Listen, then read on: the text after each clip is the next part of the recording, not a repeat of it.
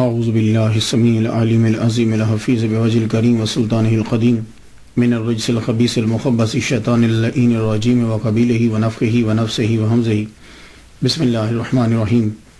تمام نبیوں کے سردار حضرت محمد صلی اللہ علیہ وآلہ وسلم اور تمام مذاہب کے سردار دین اسلام کے پیروکاروں، السلام علیکم طبتم رحمت اور برکتیں۔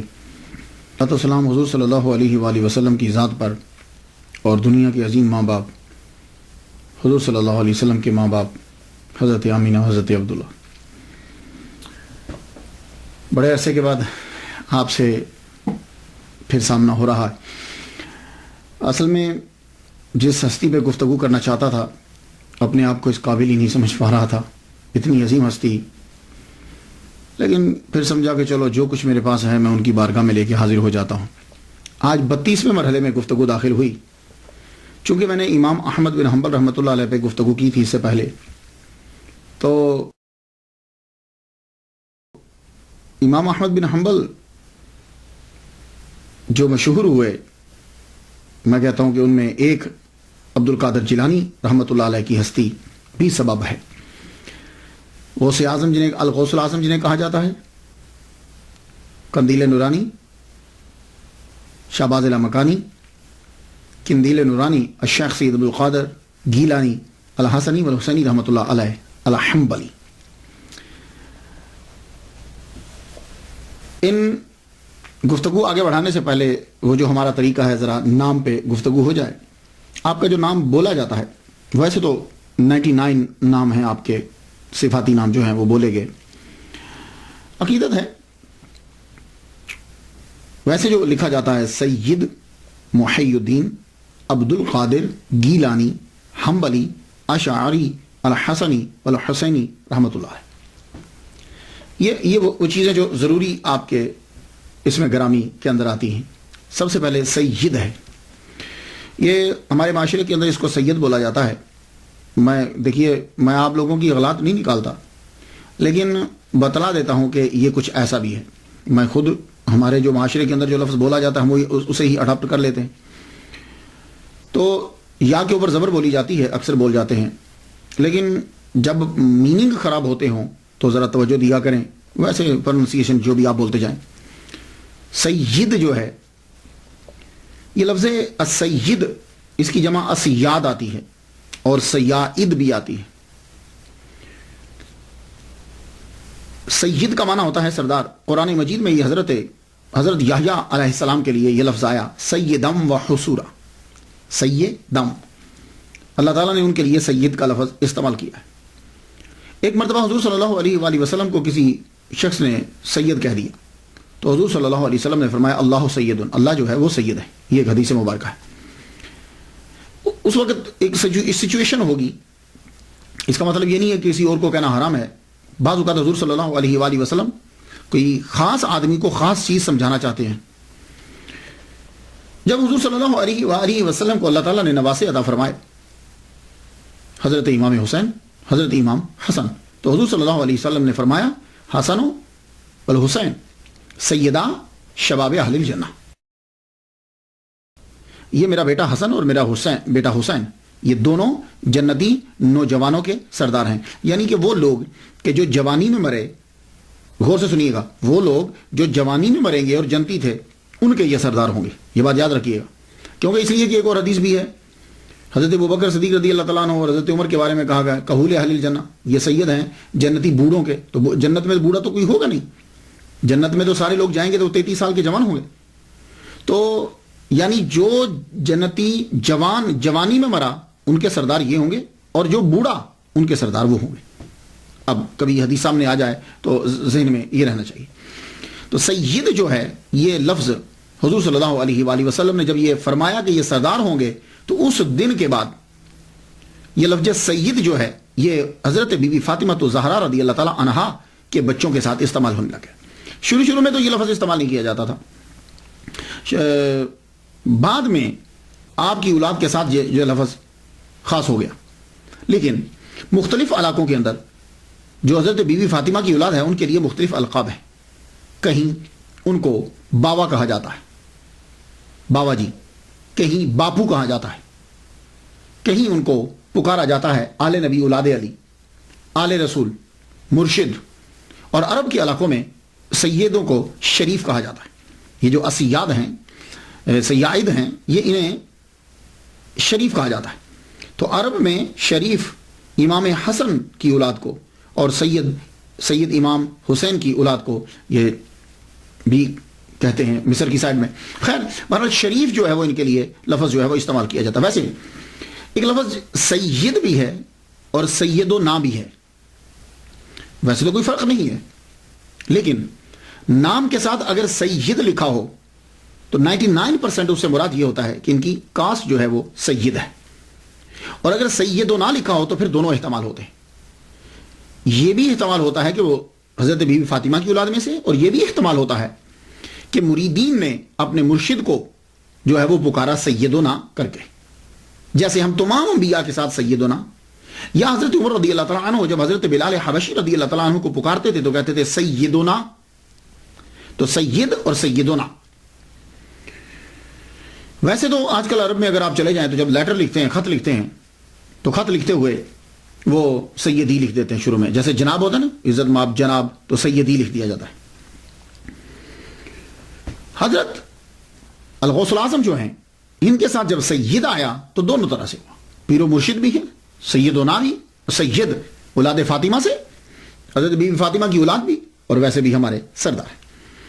اب ان کے نام کے اندر ایک اور آتا ہے گیلانی. گیلانی، اس پہ ذرا تھوڑی سی گفتگو ہو جائے. بہت سے لوگوں نے اس پہ گفتگو کی ہے، آپ میری تحقیق جو ہے وہ سماعت کیجئے. حاضر رحمت من ربی. آپ گیلان شہر کے اندر ہی پیدا ہوئے، یہ یاد رکھیے گا. گیلان، اس کا نام ہی گیلان ہے. تو آپ گیلان شہر کے اندر ہی پیدا ہوئے، اس لیے آپ کو گیلانی کہتے ہیں. اور کچھ لوگ آپ کو جیلانی کہتے ہیں جی آپ جیلان کے اندر پیدا ہوئے. لیکن یہ بات ہوتا ہے کہ جیلان اور گیلان دونوں ایران کے ہی شہر ہیں. یہاں دونوں، جیلان بھی اور گیلان بھی، اور اب بھی ایران کے اندر یہ موجود ہیں. مگر فرق یہ ہے، کچھ لوگوں نے یہ کہا کہ جی اصل میں تو یہ گیلان تھا، تو عربی میں چونکہ گاف نہیں ہوتی تو اس لیے انہوں نے اس کو جیلان کہہ دیا. نہیں، جیلان اصل میں یہ گیلان ہی ہے، اصل میں گیلان ہے اور جیلان دونوں ہیں. تو جیلان گیلان، گیلان جیلان نہیں، ایسا نہیں، دونوں قصبے ہیں. لیکن دونوں میں فرق یہ ہے کہ جیلان جو ہے یہ قصبہ ہے اور گیلان جو ہے یہ صوبہ ہے. تو جیلان جو ہے یہ قصبہ ہے کلاتائے ہائے غربی رورل ڈسٹرکٹ کا. اب رورل ڈسٹرکٹ جو ہے اس کے اندر 4 قصبے آتے ہیں، یہ یاد رکھیے. تو 4 قصبوں میں سے کلاتائے ہائے غربی، اس کے 4 قصبوں میں سے ایک قصبہ جو ہے وہ جیلان ہے. اب یہ جو قصبہ ہے یہ ضلع بستام میں ہے، اور ضلع بستام صوبہ سمنان میں، اور صوبہ سمنان ملک کے ایران میں ایک چھوٹا سا ایک قصبہ ہے. اور 2013 کے مطابق یہ جیلان قصبے کی آبادی جو ہے وہ تقریباً 800 ہے. 800 ہے. تو اب یہ پہلے سمجھ لیجئے کہ جیلان بھی ایک قصبہ ہے، لیکن یہ ایک قصبہ ہے. رورل ڈسٹرکٹ کے اندر 4 قصبے ہوتے ہیں اور ان میں ایک قصبہ یہ جیلان ہے. اب آ جائیے گیلان. تو گیلان جو ہے یہ جدید ایران کے اندر یہ ایک صوبہ ہے، 31واں صوبہ ہے گیلان. اور یہاں کی بنی ہوئی اشیاء بہت مشہور ہیں. اور گیلان کا جو صوبہ ہے یہ ایران کی جنت کہلاتا ہے، یہ یاد رکھیے گا. جیسے ہمارے ہاں کشمیر ہے، کاغان ہے، چترال ہے، یا سوئٹزرلینڈ یورپ کے اندر ہے. تو ایران کے اندر جو گیلان ہے یہ ایران کی جنت کہلاتا ہے. کیوں؟ باغات ہیں، دریا ہیں، سبزہ ہی سبزہ ہے. اب اور یہاں کے جو اصلی لوگ ہیں وہ خود کو گیلکی کہلواتے ہیں. گیلان کے جو پرانے لوگ ہیں، جو اصلی باشندے، اور وہ اپنی لینگویج کو بھی، جو اصل میں پرشین کی، فارسی ہی کی ایک قسم ہے، ایک لائن ہے، وہ اپنی لینگویج کو گیلکی لینگویج کہتے ہیں، جبکہ ہے وہ پرشین. تو گیلان سے بغداد کا جو فاصلہ ہے، ڈیسٹینیشن جو ہے، بیچ کا فاصلہ جتنا ہے وہ تقریباً 629 کلومیٹر ہے. تو کئی وجوہات کی بنا پر میں نے جو بہت پڑھا، اتنا وقفہ جو اس تقریر کے اندر ہوا، کئی ایسے قرائن ہیں اور شواہد ہیں کہ جس سے یہ پتہ چلتا ہے کہ آپ گیلان ہی کے اندر رہتے تھے، جیلان میں نہیں، گیلان ہی کے اندر رہتے تھے۔ تو اب یہ گیلان جو ہے، اسی کو جب لکھا گیا عربی کے اندر، کیونکہ تب تو آپ کی پرانی جتنی کتابیں ہیں وہ ساری عربی میں ہیں، تو عربی میں گاف نہیں ہوتا، تو اس کو گاف کو جیم کر دیا گیا۔ لیکن فارسی میں اور اردو کے اندر وہاں گاف ہوتا ہے، گاف لکھا جاتا ہے، تو اس لیے ایسا ہو سکتا ہے، لیکن گیلان ہی ہے۔ اب وہ گیلان کس طرح ہے، میں چند چیزیں آپ کے سامنے پیش کرتا ہوں۔ پہلی بات تو یہ ہے کہ آپ کے والد گرامی نے بہتا ہوا ایک سیب جو ہے وہ کھایا، رائٹ، دریا سے اٹھایا، اور آپ وہیں رہنے لگ گئے، اور یہ جو باغات ہیں اور دریا ہیں یہ گیلان کے اندر ہیں۔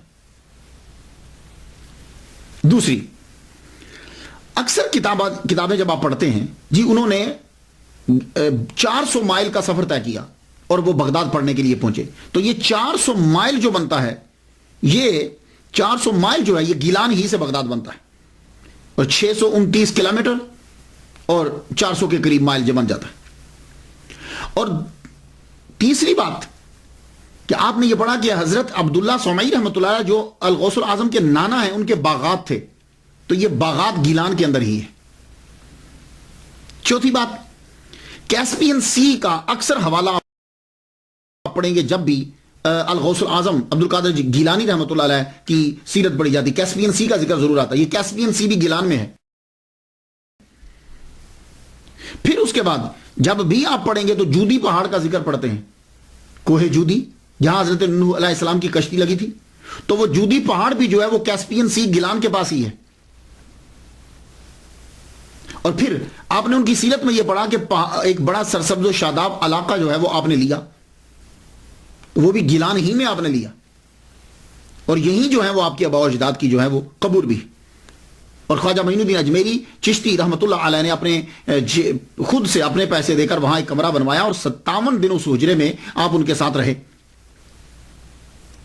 اور ایک اور دلیل سنیے، آپ جب حضرت عبد القادر گیلانی رحمۃ اللہ علیہ کا نام پڑھیں گے تو آپ کو پرانی جو بڑی تحقیق یہ کتابیں، چھوٹی کتابوں کا بات نہیں کر، بڑی عملی ملے گا۔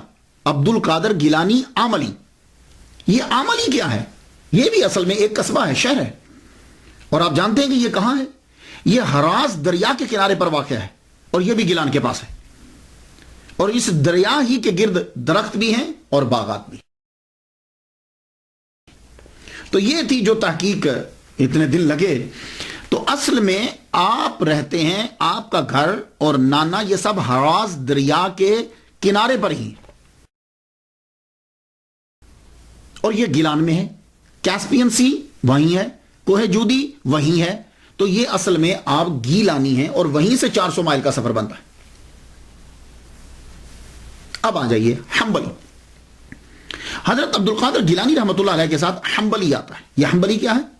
امام احمد بن حنبل، ان کے دادا کا نام تھا حنبل۔ حنبل کا معنی کیا ہوتا ہے؟ حنبل کا معنی ہوتا ہے لوبیا کھانا۔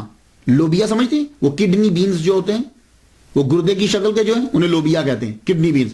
تو حنبل کا معنی ہوتا ہے لوبیا کھانا، اور حنبل کا معنی ہوتا ہے موزہ اور پرانی آستین پہننا۔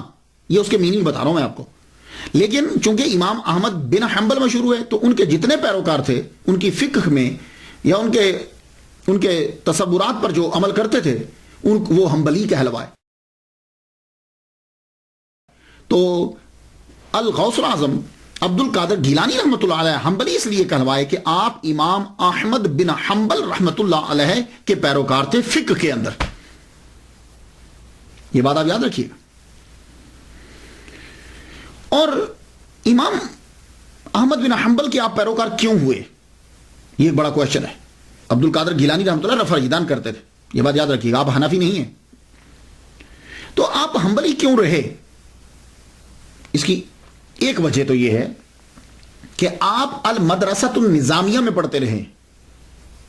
المدرسۃ النظامیہ کے اندر حنابلہ اور شوافع اور اشعری ان کا فلسفہ پڑھایا جاتا تھا، دونوں کی فقہ پڑھائی جاتی تھی، ایک بات۔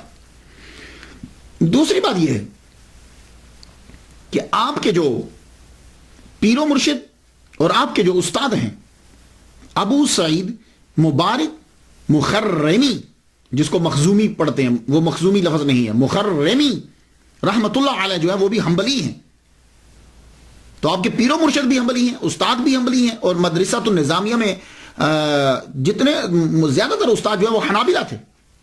اب آپ سمجھ گئے ہوں گے. اور ایک وجہ اور سن لیجیے، ابو العباس احمد بن محمد بن ابی الغنائم محمد اظہری حسینی رحمۃ اللہ علیہ اپنے والد شیخ محمود گیلانی سے، انہوں نے شیخ علی بن حیتی سے سنا کہ ایک روز میں شیخ عبد القادر گیلانی رحمۃ اللہ علیہ کے ساتھ حضرت امام احمد بن محمد بن حنبل رحمۃ اللہ علیہ کی قبر پر گیا. تو میں کیا دیکھتا ہوں کہ جو ہی عبد القادر گیلانی رحمۃ اللہ علیہ امام احمد بن حنبل رحمۃ اللہ علیہ کی قبر انور پر پہنچے تو آپ اپنی قبر سے باہر نکل آئے. اللہ اکبر جل شان. آپ اپنی قبر مبارک سے باہر نکل آئے اور شیخ عبد القادر گیلانی رحمۃ اللہ علیہ کو اپنے سینے سے لگایا اور خلعت عطا فرمائی. اب آپ سمجھ گئے اس وجہ سے آپ جو ہیں وہ حنبلی آپ کے نام کے ساتھ لگتا ہے. اور الحسنی والحسینی، حسنی اور حسینی بھی کہتے ہیں. اس کی وجہ آپ کی والدہ ام الخیر فاطمہ بنت عبداللہ سمعی امام حسین رضی اللہ تعالیٰ عنہ کی اولاد سے، آپ کی والدہ جو ہے، اور اس لیے آپ کو حسینی کہا جاتا ہے. اور آپ کے والد گرامی سید صالح امام حسن کی اولاد سے تھے، اس لیے آپ کو حسنی کہا جاتا ہے. اور آپ نجیب الطرفین سید ہیں. اللہ اکبر. اللہم صلی علی سیدنا محمد و ابوی محمد و آل محمد و اصحاب محمد وبارک وسلم. کتنی بات ہے کہ نجیب الطرفین، سید تو ویسے ہی وراء الورا ہے، لیکن نجیب الطرفین اور الغوث العظم آپ کے نام کے ساتھ. یہ الغوث العظم تو اتنا مشہور ہو گیا ہے کہ اگر آپ صرف بول دو الغوث العظم تو فوراً سمجھ میں آتا ہے کہ عبد القادر گیلانی رحمۃ اللہ علیہ کا ذکر ہو رہا ہے. یہ الغوث العظم جو ہے ایک ٹائٹل آپ کا بن گیا. لیکن میں یہاں عرض کرتا جاؤں، ہو سکتا ہے کہ میرے کچھ دوست، میرے سننے والے جو ہیں وہ یہ کہیں، میرے کچھ دوست اب آپ جب الغوث العظم کو سنیں کہیں یا کسی بندے کے پاس بیٹھیں تو وہ پریشان ہو جائیں اور کہیں کہ یار نہیں یہ تو شرک ہے. تو میں عرض یہ کرنا چاہوں گا، اگر آپ قرآن مجید کی اسٹڈی کریں، قرآن مجید کو پڑھیں، تو بہت سے الفاظ ایسے ہیں کہ اللہ تعالیٰ نے وہ اپنے لیے بھی استعمال کیے ہیں اور اپنے بندوں کے لیے بھی وہ استعمال کیے. یہ اگر فلسفہ آپ کی سمجھ میں آ جائے تو پھر یہ الغوث العظم، مشکل کشا، یہ الفاظ جو ہیں وہ آپ کو ڈسٹرب نہیں کریں گے. بس پہلے آپ نے یہ سمجھنا ہے کہ کیا اللہ تعالیٰ نے وہ الفاظ کے جو اپنے لیے خاص کیے تھے، کیا وہ اس نے وہ بندوں پر استعمال کیے ہیں کہ نہیں کیے. یہ اگر آپ قرآن مجید سے پڑھ لیں تو آپ پر جو ہے یہ حقیقت واضح ہو جائے گی. یہ مسئلہ آپ کو کبھی ڈسٹرب نہیں کرے گا. قرآن مجید کے اندر بہت سے ایسے الفاظ ہیں کہ جو اللہ کے لیے ہیں لیکن وہ بندوں کے لیے استعمال ہوئے ہیں. سب سے پہلا لفظ جب آپ نے سورہ فاتحہ پڑھی تو الحمدللہ رب العالمین ہے. یہ لفظ رب ہے نا، جو یہ اللہ نے اپنے لیے استعمال کیا قرآن مجید کے اندر. جتنے انبیاء کرام ہیں جب بھی انہوں نے دعا مانگی انہوں نے ربنا کہہ کے دعا مانگی. اس لیے کہا جاتا ہے کہ جب بھی دعا مانگو ربنا کہہ کے دعا مانگو، کیونکہ جب ربنا سے دعا مانگتے ہو اللہ تعالیٰ خوش ہوتا ہے اور اللہ دعا قبول کرتا ہے. ربنا آتنا فی الدنیا. تو یہ رب جو ہے یہ لفظ خاص ہے، لیکن سورہ یوسف پڑھتے ہوئے آپ کو یہ ملے گا کہ یہی لفظ رب تعالیٰ کا رب جو ہے حضرت یوسف علیہ السلام نے وہ جو شراب پلانے والا تھا اس کے بادشاہ کے لیے استعمال کیا. چاہیے سورہ یوسف پڑھ لیجئے. وَيَسْقِي رَبَّهُ خَمْرًا، وہ اپنے رب کو شراب پلائے گا. یہ میں قرآن سے پڑھ رہا ہوں، میں حدیث نہیں پڑھ رہا. تو یوسف علیہ السلام نے لفظ رب کو کس کے لیے استعمال کیا؟ وہ جو شراب پلانے والا ساقی ہے اس کے بادشاہ کے لیے استعمال کیا. تو رب اس کے لیے بھی ہے اور ابھی بھی قرآن میں موجود ہے، یہ نہیں کہ اس کو کاٹا گیا ہے. رب العالمین بھی موجود ہے اور وَيَسْقِي رَبَّهُ دونوں کے دونوں موجود ہیں. تو اب وہ رب دونوں جگہ استعمال ہوا. اسی طرح آپ کیا ہیں، میں آپ سے پوچھوں آپ کیا ہیں تو آپ کہیں گے میں مومن ہوں. تو یہ لفظ مومن اللہ تعالیٰ نے اپنے لیے بھی استعمال کیا ہے اور قرآن مجید میں آپ دیکھ لیجئے، سورہ حشر میں جائیے، الملک القدوس السلام المومن، اللہ مومن ہے. تو پھر آپ کیا ہوئے؟ اسی طرح اللہ تعالیٰ نے لفظ حفیظ استعمال کیا اپنے لیے، تو وہی حفیظ یوسف علیہ السلام اپنے لیے استعمال کر رہے ہیں اور قرآن میں ایز اٹ از موجود ہے. انی حفیظ علیم، حفیظ بھی اور علیم بھی دونوں الفاظ اللہ کے لیے قرآن میں استعمال ہوئے اور دونوں یہاں استعمال ہو رہے ہیں. اور اسی طرح رحیم کا لفظ اللہ تعالیٰ نے پورے قرآن مجید میں کسی بندے کے لیے استعمال نہیں کیا سوائے محمد مصطفیٰ صلی اللہ علیہ وسلم کے، اپنے لیے استعمال کیا. اور ایک مرتبہ پورے قرآن میں کہا بالمؤمنین رؤوف رحیم، رؤوف اللہ کے ساتھ آتا ہے، لیکن اس نے بندے کے لیے بھی استعمال کیا، حضور پاک کے لیے، اور رحیم بھی استعمال کیا۔ اسی طرح ولی کا لفظ جو ہے وہ اس نے اپنے لیے بھی استعمال کیا اور دوسروں کے لیے بھی استعمال کیا۔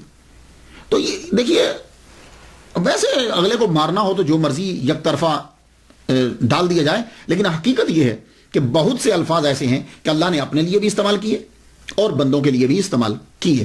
اب یہاں آپ فرق کیسے کریں گے؟ کہ آپ مشرک قرار دے دیں گے اس بندے کو؟ نہیں، تو پھر آپ فرق کریں گے کہ اللہ کے لیے وہ لفظ جو استعمال ہوتا ہے وہ حقیقی معنی میں استعمال ہوتا ہے، اور بندے کے لیے جو وہ لفظ استعمال ہوتا ہے وہ ایک خاص وقت، خاص شے اور مجازی طور پر استعمال ہوتا ہے، یعنی قیود کے ساتھ استعمال ہوتا ہے۔ تو اللہ کے لیے وہ لفظ قیود کے ساتھ استعمال نہیں ہوتا۔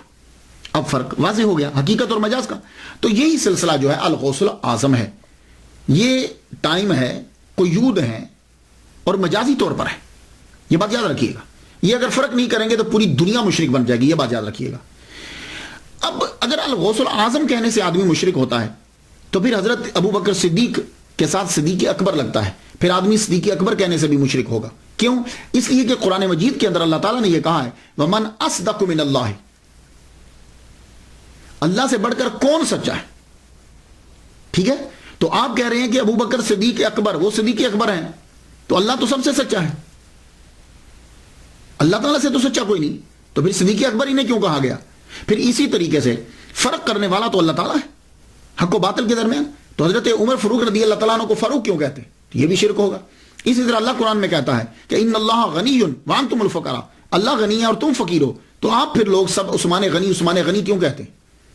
اسی طرح قرآن مجید کے اندر آتا ہے وَهُوَ الْعَلِيُّ الْعَظِيمُ، وہ علی ہے، اللہ علی ہے، تو آپ حضرت علی کو علی کیوں کہتے ہیں؟ تو یہ دیکھیے، وہ جو بزرگان دین تھے نا، ان کے سامنے سب چیزیں ہوتی تھی، وہ پھر ایک نتیجہ نکالتے تھے جہاں سے کہیں سے اعتراض نہیں آتا۔ ہم کیا کرتے ہیں؟ ہم اگلے آدمی کو مارنے کے لیے ایک چیز لے لیتے ہیں، باقی ساری چیزوں کو بند کر دیتے ہیں۔ تو الغوث الاعظم جو کہا جاتا ہے یہ مجازی طور پر ہے، اور یہ قیود ہوتی ہیں۔ ہاں، اللہ تعالیٰ فریاد رس ہے، اللہ فریاد، لیکن اس جیسا اس میں وہاں قید کوئی نہیں، اور وہ ذاتی طور پر ہے، یہ بات۔ باقی ہر چیز، ہر لفظ جو ہے وہ جو استعمال ہوا وہ مجازی طور پر استعمال ہوتا ہے۔ تو اب پھر دیکھتے ہیں ہم کہ اللہ کا یہ ولی دنیا میں جب آیا، ظہور کیا، تو کیا تاریخ تھی؟ تاریخ کا کوئی خاص فائدہ تو کوئی نہیں ہوتا، یہ بات یاد رکھیے۔ اکثر تواریخ کے اندر لڑائی جھگڑا ہی ہوتا ہے، لیکن اس سے ذرا یہ آئیڈیا ہو جاتا ہے کہ یہ جب تشریف لائے تو اس وقت جو ہے ماحول کیا تھا، یہ ذرا آئیڈیا ہو جاتا ہے، اور آپ نے کتنے کٹھن مراحل کے اندر جو ہے وہ اس کی تبلیغ کی ہے، اور کتنا عرصہ گزر گیا اس چیز کو۔ یہ کچھ ہوتا ہے، ویسے تو قرآن مجید اسی لیے سنوں پہ گفتگو نہیں کرتا، یہ بات یاد رکھیے گا۔ تو عبد القادر گیلانی رحمۃ اللہ علیہ کے بھی تواریخ تین بیان کی جاتی، 470، 471، 491، لیکن 491 والے نے تو ویسے ہی بہت ہی زور لگا دیا۔ اب یہ کوئی ضروری نہیں ہوتا کہ ایک آدمی ڈاکٹر ہے، ریسرچر ہے، ہو سکتا ہے اس کی کوئی پرابلم ہو۔ 470 اور 471 اس کے اوپر اکثریت جمع ہے، اور دلائل بھی اسی کے اوپر ہی ہیں کہ آپ 470 ہی میں آپ کی ولادت مبارک ہوئی۔ میں نے جو صاحب دلیل دے رہے تھے کہ جی 491 میں ہوئے ہیں، 470 اور 71 میں عبد القادر گیلانی رحمۃ اللہ علیہ پیدا نہیں ہوئے، تو دلیل انہوں نے یہ دی کہ شیخ سعدی رحمۃ اللہ علیہ جو ہیں وہ گلستان سعدی کے صفحہ 45 پہ لکھتے ہیں کہ عبد القادر گیلانی را دیدم، میں نے عبد القادر گیلانی رحمۃ اللہ علیہ کو دیکھا در حرم کعبہ میں نے دیکھا کہ کنکریوں کے اوپر اپنے چہرے کو رکھے ہوئے اللہ کی بارگاہ میں رو رہے تھے۔ تو بھائی سنو یار، شیخ سعدی رحمۃ اللہ علیہ ہو سکتا ہے کہ جس طرح 470 اور 471 جو ہے اس کے اندر تبدیلی ہو سکتی ہے، تو کیا دیدم اور دیدند میں نہیں ہو سکتی؟ دیدند اور دیدند میں نہیں ہو سکتی ہے۔ اور دوسری بات ہے پاسبلٹی نہیں ہے۔ وجہ یہ ہے الغوث الاعظم کی تاریخ بدائے 470 ہی ہے۔ وجہ یہ ہے کہ آپ کی ولادت سے 5 سال قبل، غور سے سنیے گا، آپ کی ولادت سے 5 سال قبل داتا گنج بخش علی حجویری رحمۃ اللہ علیہ دنیا سے رخصت ہو گئے۔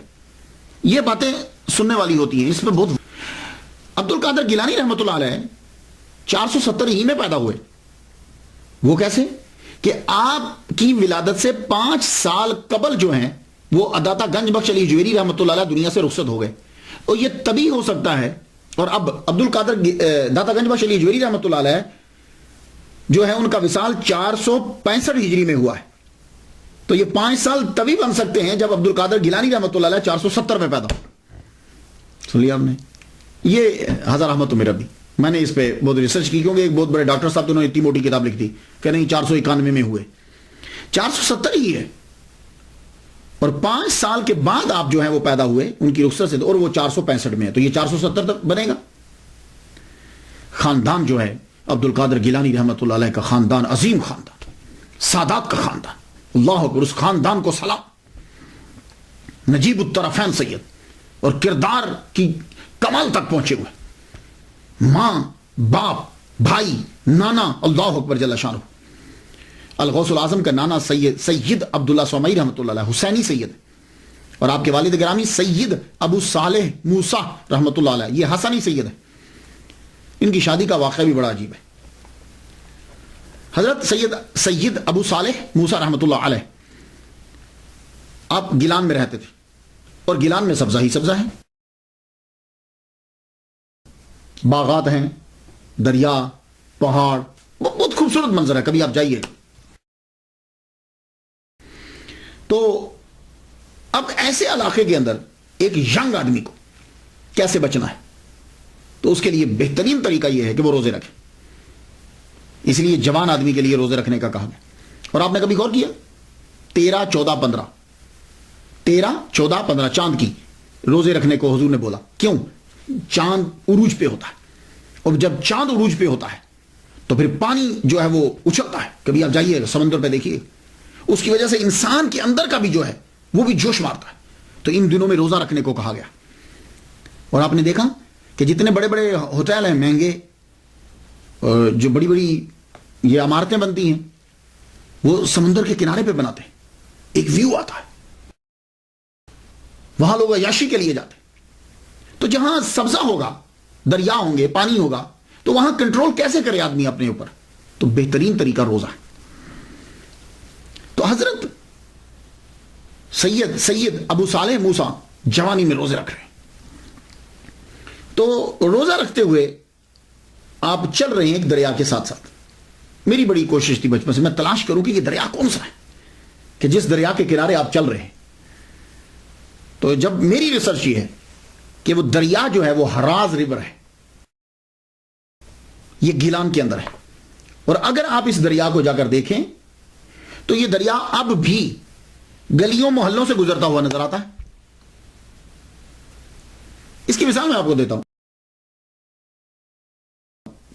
کوئی دریا جب پہاڑی رستوں سے نکل رہا ہو نا تو تب جا کے دیکھیے گا اس کو. یا آپ کبھی کینیڈا آئے ہوں تو کینیڈا کا بھی دریا جو ہے نا وہ بھی اسی طرح سڑک کے ساتھ ساتھ گزرتا جاتا ہے. تو وہ بالکل شفاف پانی ہو جاتا ہے، اتنی گہرائی نہیں ہوتی، نالے کی طرح نکلتا جاتا ہے. تو یہ ہراز دریا بھی بالکل اسی طرح ہی ہے. تو ہراز دریا کے کناروں کے اوپر باغات ہیں، یہ بات یاد رکھیے گا. اور یوں نکلتا ہے، ایسا لگتا ہے جیسے گلیوں میں سے گزر رہا ہے. تو آپ اس کے بالکل کنارے پہ چل رہے ہیں تو ایک سیب بہتا ہوا آ گیا. اور یہ باغات، سیب کے باغات اور یہ سارے سرسبز و شاداب علاقہ گیلان کے اندر ہی، اور ہراز بھی ریور گیلان میں ہی ہے. تو وہاں سے جب سیب بہتا آ رہا تھا، آپ نے سیب اٹھا لیا. سیب اٹھا کے کہا چلو روزہ افطار کر لیں گے. روزہ تو افطار کر لیا. افطار کرتے ہی بعد میں خیال آیا یہ کیا کر بیٹھا میں، اگر قیامت کے دن اس کے بارے میں پوچھ گچھ ہو گئی تو میں کہاں سے جواب دوں گا. اب سوچنے لگے کیا کروں. ایک دم خیال آیا کہ یہ ادھر سے آ رہا تھا، مخالف سمت میں چل پڑے.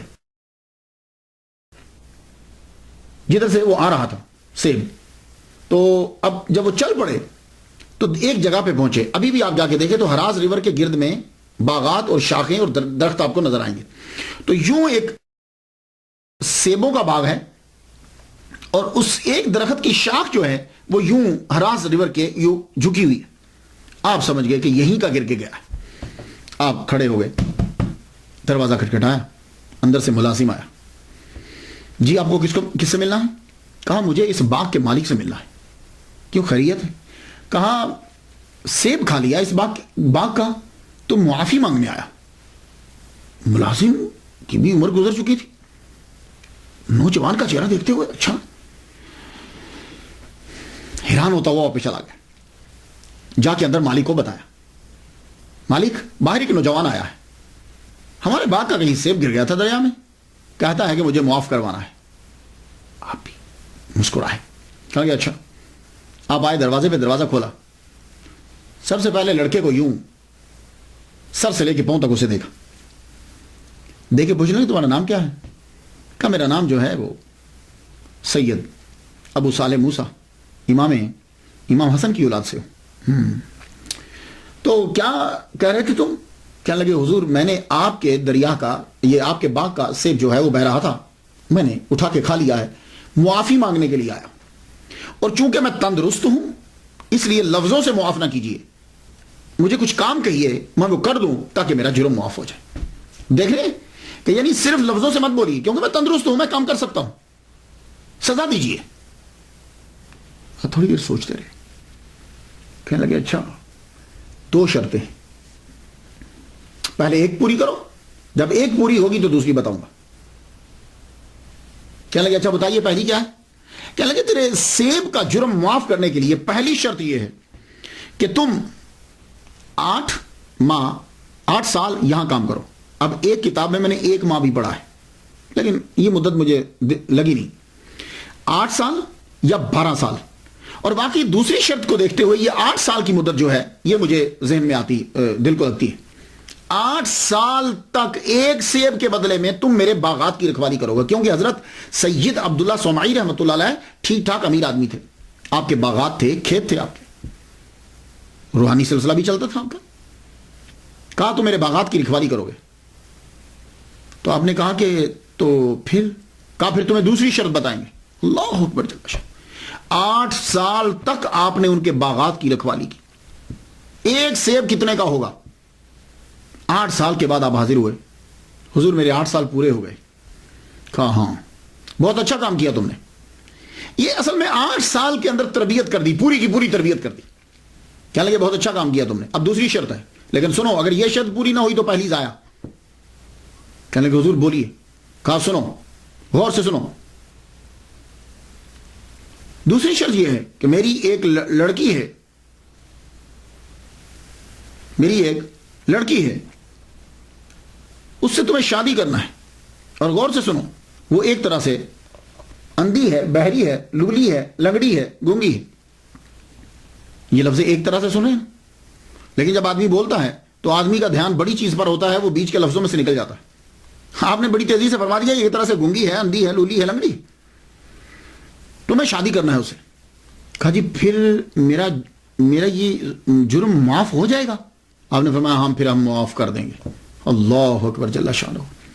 ایک سیب ہے کہ 8 سال پہلے گزار چکے ہیں، اور ہمارے ہاں یہاں کیا ہوتا ہے، اگر آپ لوگ پاکستان سے ہیں، میں باقی ممالک کے بارے میں تو نہیں جانتا، پاکستان میں کبھی جاتا ہوں تو یہ جب گنا پک جاتا ہے نا، جس سے چینی بنتی ہے، رو نکلتی ہے، یہ گنے کی ٹرالی جو ہے نا وہ شوگر ملز کی طرف جاتی ہے، وہ جب جا رہی ہوتی ہے تو سڑک کے اوپر لڑکے جو ہیں اس کے اوپر چڑھ جاتے ہیں، ایک لڑکا اس کے اوپر چڑھ جاتا ہے، وہ وہاں سے گنے کھینچ کے اتارتا جاتا ہے، اور پیچھے لڑکے جو ہیں وہ پوری ایک جماعت ہوتی ہے، وہ اس گنوں کو پکڑ کے جا کے اسے۔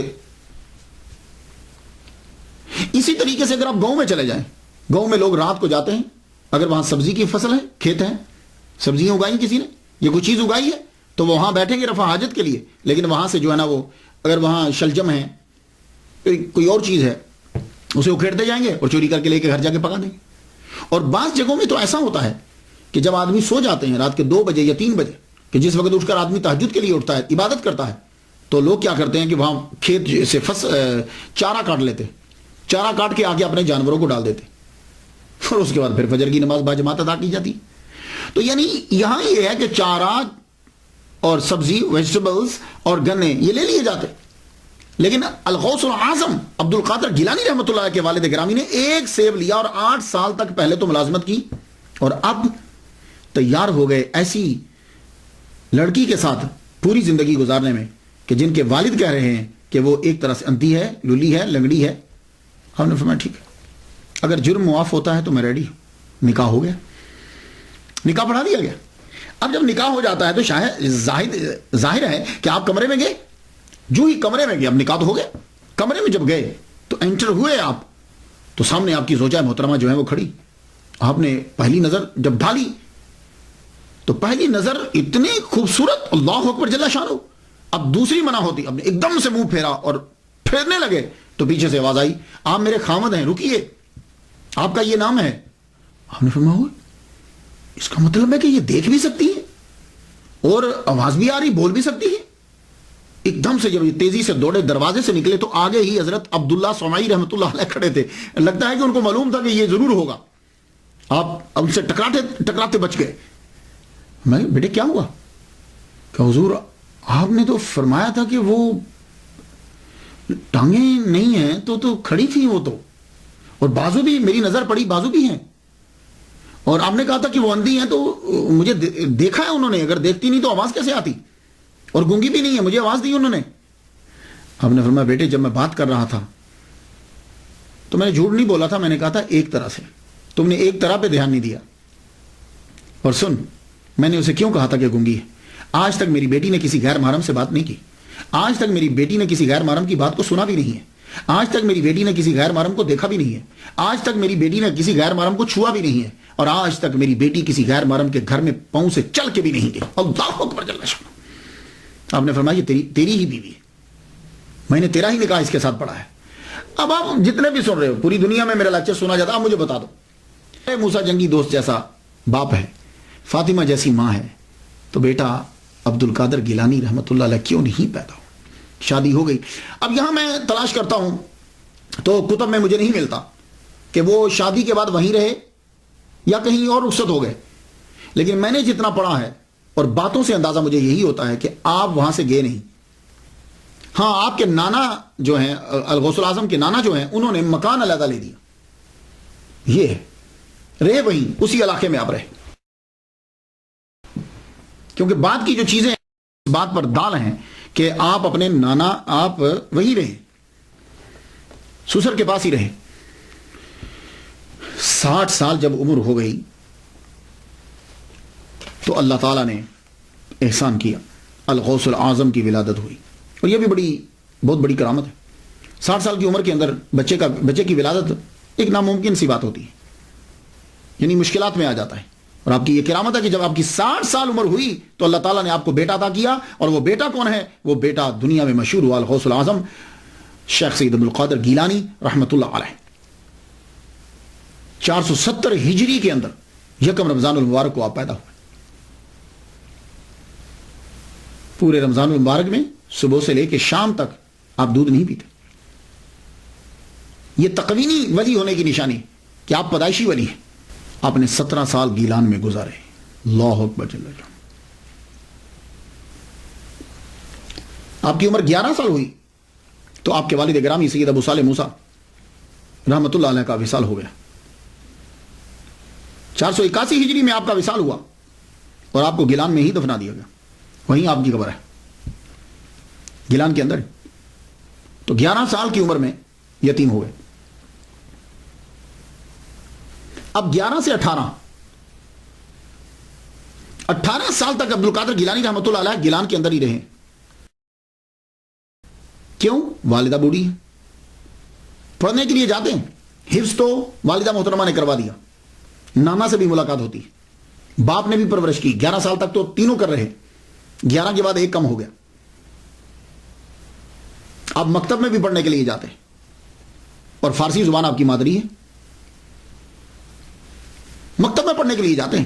18 سال آپ کی عمر ہوئی تو ایک دن والدہ ماجدہ سے آ کے کہتے ہیں، امی مجھے اجازت دے دو، میں بغداد جانا چاہتا ہوں۔ سوال یہاں یہ اٹھتا ہے کہ عبد القادر گیلانی رحمۃ اللہ علیہ 18 سال تک اپنی والدہ محترمہ کے پاس رہے، تو جانتے ہو کہ جب یہ 18 سال کے ہوئے تو والدہ محترمہ کی عمر کتنی ہوگی؟ 78 سال۔ تو آپ کی والدہ محترمہ 78 سال کی ہو گئی تو جا کر کہتے ہیں اماں مجھے اجازت دے دو کہ میں بغداد چلا جاؤں۔ یہ عمر تو تھی کہ عبد القادر گیلانی اپنی والدہ ماجدہ کے ساتھ رہتے۔ تو 78 سال کی عمر میں جب والدہ ہوئیں، پہلے 18 سال تک گیلان سے نہیں نکلے۔ کیوں نہیں نکلے؟ آپ کے نانا امیر آدمی ہیں، آپ وہاں سے نکلیں، لیکن نہیں نکل رہے۔ کیوں؟ اماں بوڑھی ہیں۔ تو پھر 18 سال میں جب 78 سال کی ہوگی تو اب کیوں نکلے؟ تو سن لیجئے، آپ ذی الحج کی 10 تاریخ آپ کے نانا کے کھیت ہیں، آپ گائے کو پکڑنے کے لیے دوڑے تاکہ میں کھیت میں جوتوں، کیونکہ آپ کام وہاں کرتے تھے، نانا کا ہاتھ بٹاتے تھے۔ تو میں کھیت جوتنے کے لیے جب گائے کے پیچھے بھاگے تو گائے نے مڑ کے پیچھے یہ کہا، عبد القادر تجھے اس لیے پیدا نہیں کیا، اللہ نے تجھے اس لیے پیدا نہیں کیا۔ آپ گائے کے منہ سے آواز، اور وہ بھی انسانوں والی، وہ لفظ سن کر آپ ایک دم سے بھاگ کر حیرانی ہوئی، چھت پہ چڑھ گیا اپنے مکان کی چھت پہ چڑھے تو کیا دیکھتے ہیں کہ سیدھا سامنے، کوئی رستے میں رکاوٹ نہیں ہے، گیلان میں کھڑے ہیں اور مقام عرفات نظر آ رہا ہے، اور تمام حاجی احرام باندھے ہوئے مقام عرفات میں کھڑے۔ اللہ اکبر جل شانہ، گیلان ایران سے آپ کو مقام عرفات نظر آ گیا، آپ ایک دم سے چھت سے نیچے اترے اور ماں سے لپٹ گئے۔ ماں پوچھنے لگی، بیٹے کیا ہوا؟ کہا ماں میں کیا بتاؤں؟ ماں بولی بیٹے بتاؤ کیا ہو رہا تیرے ساتھ، چپ گمسم رہتے ہو؟ اب بیٹھ کر اپنی والدہ محترمہ سے بیٹھ کے بات کرنے لگے، کہنے لگے ماں جب میں چلتا ہوں نا تو مجھے ایسے محسوس ہوتا ہے کہ میرے ارد گرد کوئی ہے، اور ماں جب میں پڑھنے کے لیے مدرسے جاتا ہوں نا تو آواز آتی ہے، ہٹو ہٹو ولی اللہ کو رستہ دو، اللہ کا ولی آ رہا ہے، ہٹو رستہ دو، جگہ دو۔ تو ماں میں کسی کو محسوس کرتا ہوں اپنے ساتھ، اور آج ماں گائے بھی بولی کہ عبد القادر تجھے اس لیے پیدا نہیں کیا، اور ماں میں چھت پہ چڑھا ہوں نا تو مجھے مقام عرفات نظر آیا۔ ماں کی آنکھوں میں آنسو آ گئے۔ کہا تو بیٹے، کہا ماں عرض کرتا ہوں کہ مجھے بغداد جانے کی اجازت دے دو۔ ماں نے سینے سے لگایا اور ماں رو پڑی، ماں کی آنکھوں میں آنسو آ گئے۔ کہا ماں روتی کیوں، میرے بغداد جانے سے رو رہی ہو؟ کہا نہیں بیٹے بغداد تو جاؤ، ماں خود ولیہ کاملہ ہے، بیٹے جاؤ۔ تو ماں روتی کیوں ہو پھر؟ کہا بیٹے رو اس لیے رہی ہوں کہ جب تو پڑھ لکھ کے واپس آئے گا نا تو میں نہیں ہوں گی۔ کہا اچھا ماں میں جاؤں پھر؟ کہا ٹھیک ہے بیٹے جاؤ۔ ماں نے صدری لی اپنے بیٹے کی، وہ سلوکا جیسے سمجھتے ہیں سلوکا، وہ صدری لی، اس صدری کو بھاری کپڑا لگایا یہاں بغل کے نیچے، موٹا کپڑا لگا کے اس کے اندر 40 دینار اس کے اندر رکھ دیے۔ دینار سونے کا ہوتا ہے،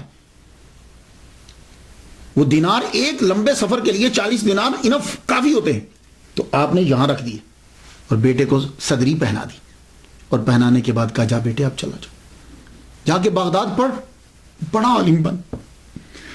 لیکن ایک ہی بات ہے، کسی حالت میں جھوٹ نہ بولنا، یہ جو کسی حالت میں جھوٹ نہ بولنا۔ آپ وہاں سے چلے، اپنی ماں سے اجازت لی، اجازت لے کر وہ صدری پہنی، اب ایک قافلہ جا رہا تھا گیلان سے بغداد، اس کے ساتھ ہو لیے۔ جب اس کے ساتھ ہو لیے، اب گیلان سے بغداد کا فاصلہ 629 کلومیٹر ہے۔ آپ نے یہ پیدل طے کیا، اور تقریباً یہ 391 مائل بنتا ہے، 91 مائلز بنتا ہے، 629 کلومیٹر اور 391 مائل، جسے آپ اکثر کتابوں میں 400 مائل پڑھتے ہیں۔ آپ بغداد کی طرف روانہ ہوئے۔ یہ جو بغداد ہے نا، یہ اصل میں اس کا پروننسیشن باغداد ہے، لیکن کثرت استعمال کی وجہ سے الف گر گیا۔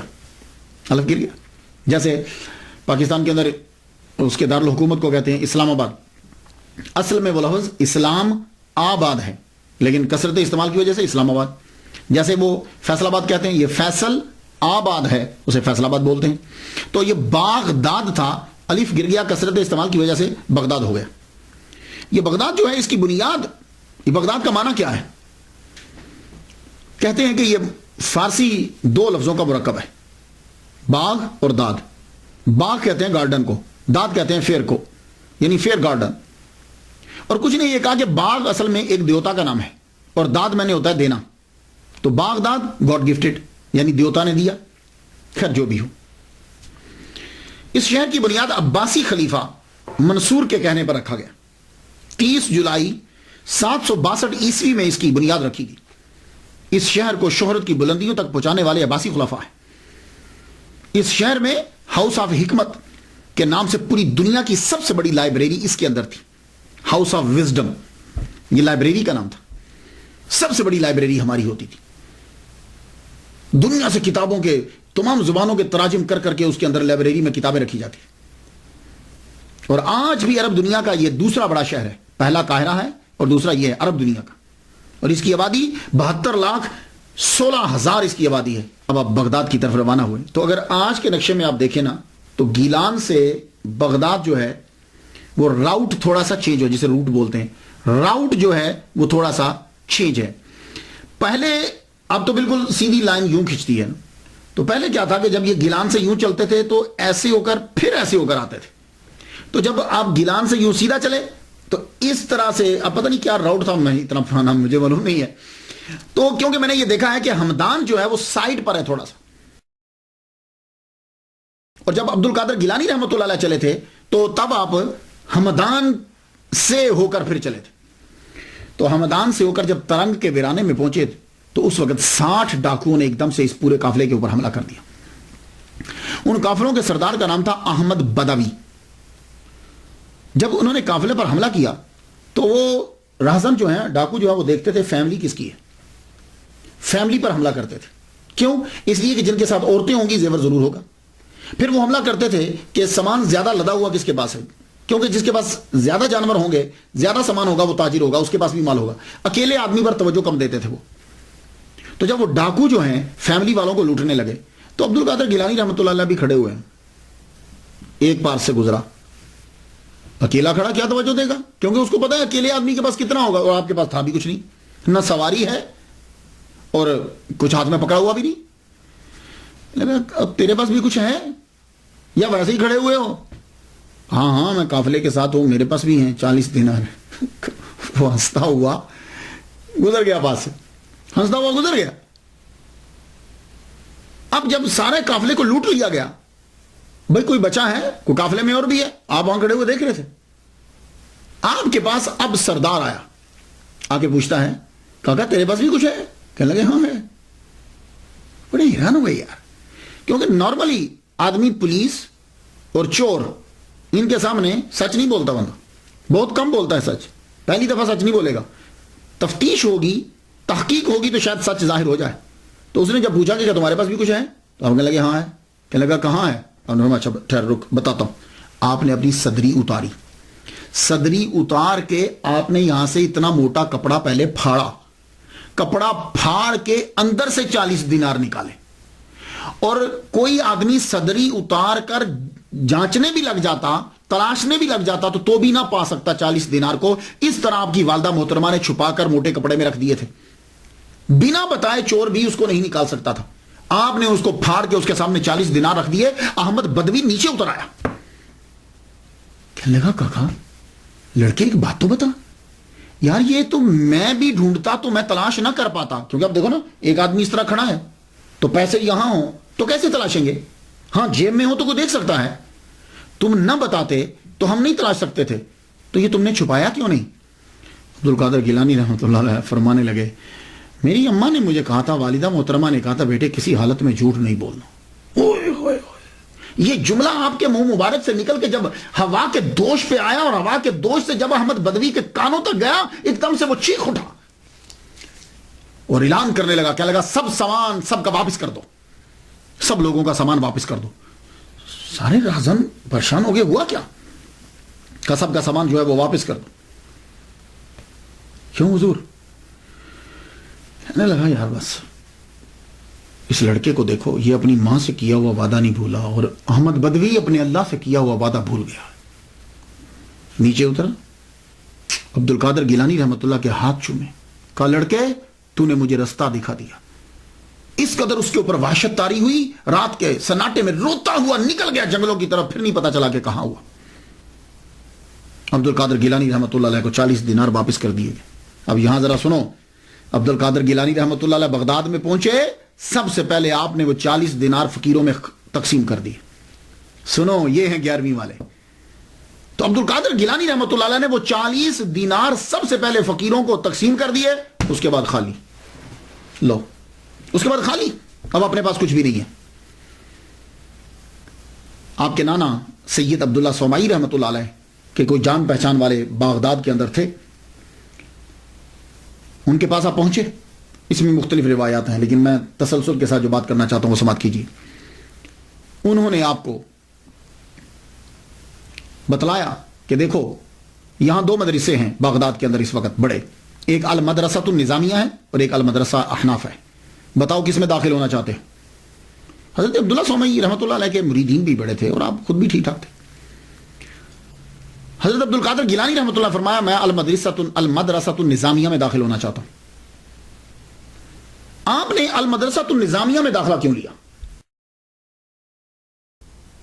تو میں خواتین و حضرات میں چاہتا ہوں کہ کچھ آپ کی نظر تھوڑی سی ریسرچ ہو جائے. کرامات تو آپ جا کے پڑھ لیں گے اور آپ کی زندگی گزر چکی ان کے بارے میں پڑھتے ہوئے، لیکن میں کچھ اور گوشوں پہ گفتگو کرنا چاہتا ہوں. المدرسۃ النظامیہ میں داخلہ لیا، وجہ کیا تھی؟ وجہ کیا تھی؟ مسلمانوں، جب مسلمانوں کو علم کے بارے میں پتا تھا تو مسلمانوں نے بڑی بڑی یونیورسٹیز قائم کی، اور وہ یونیورسٹیز جو ہوتی تھی وہ سب سے پہلے مدرسہ بنتی تھی. مدرسہ سے ترقی کرتے کرتے وہ یونیورسٹی بن جاتی تھی. مصر کے اندر الازہر یونیورسٹی 970 عیسوی میں اس کی بنیاد رکھی گئی. فاطمی خلفاء نے رکھی تھی، یہ بھی ایک مدرسہ تھا. مراکو میں کراویجین کی 859 عیسوی میں بنیاد رکھی گئی، یہ بھی ایک مدرسہ تھا. ٹمبکٹو میں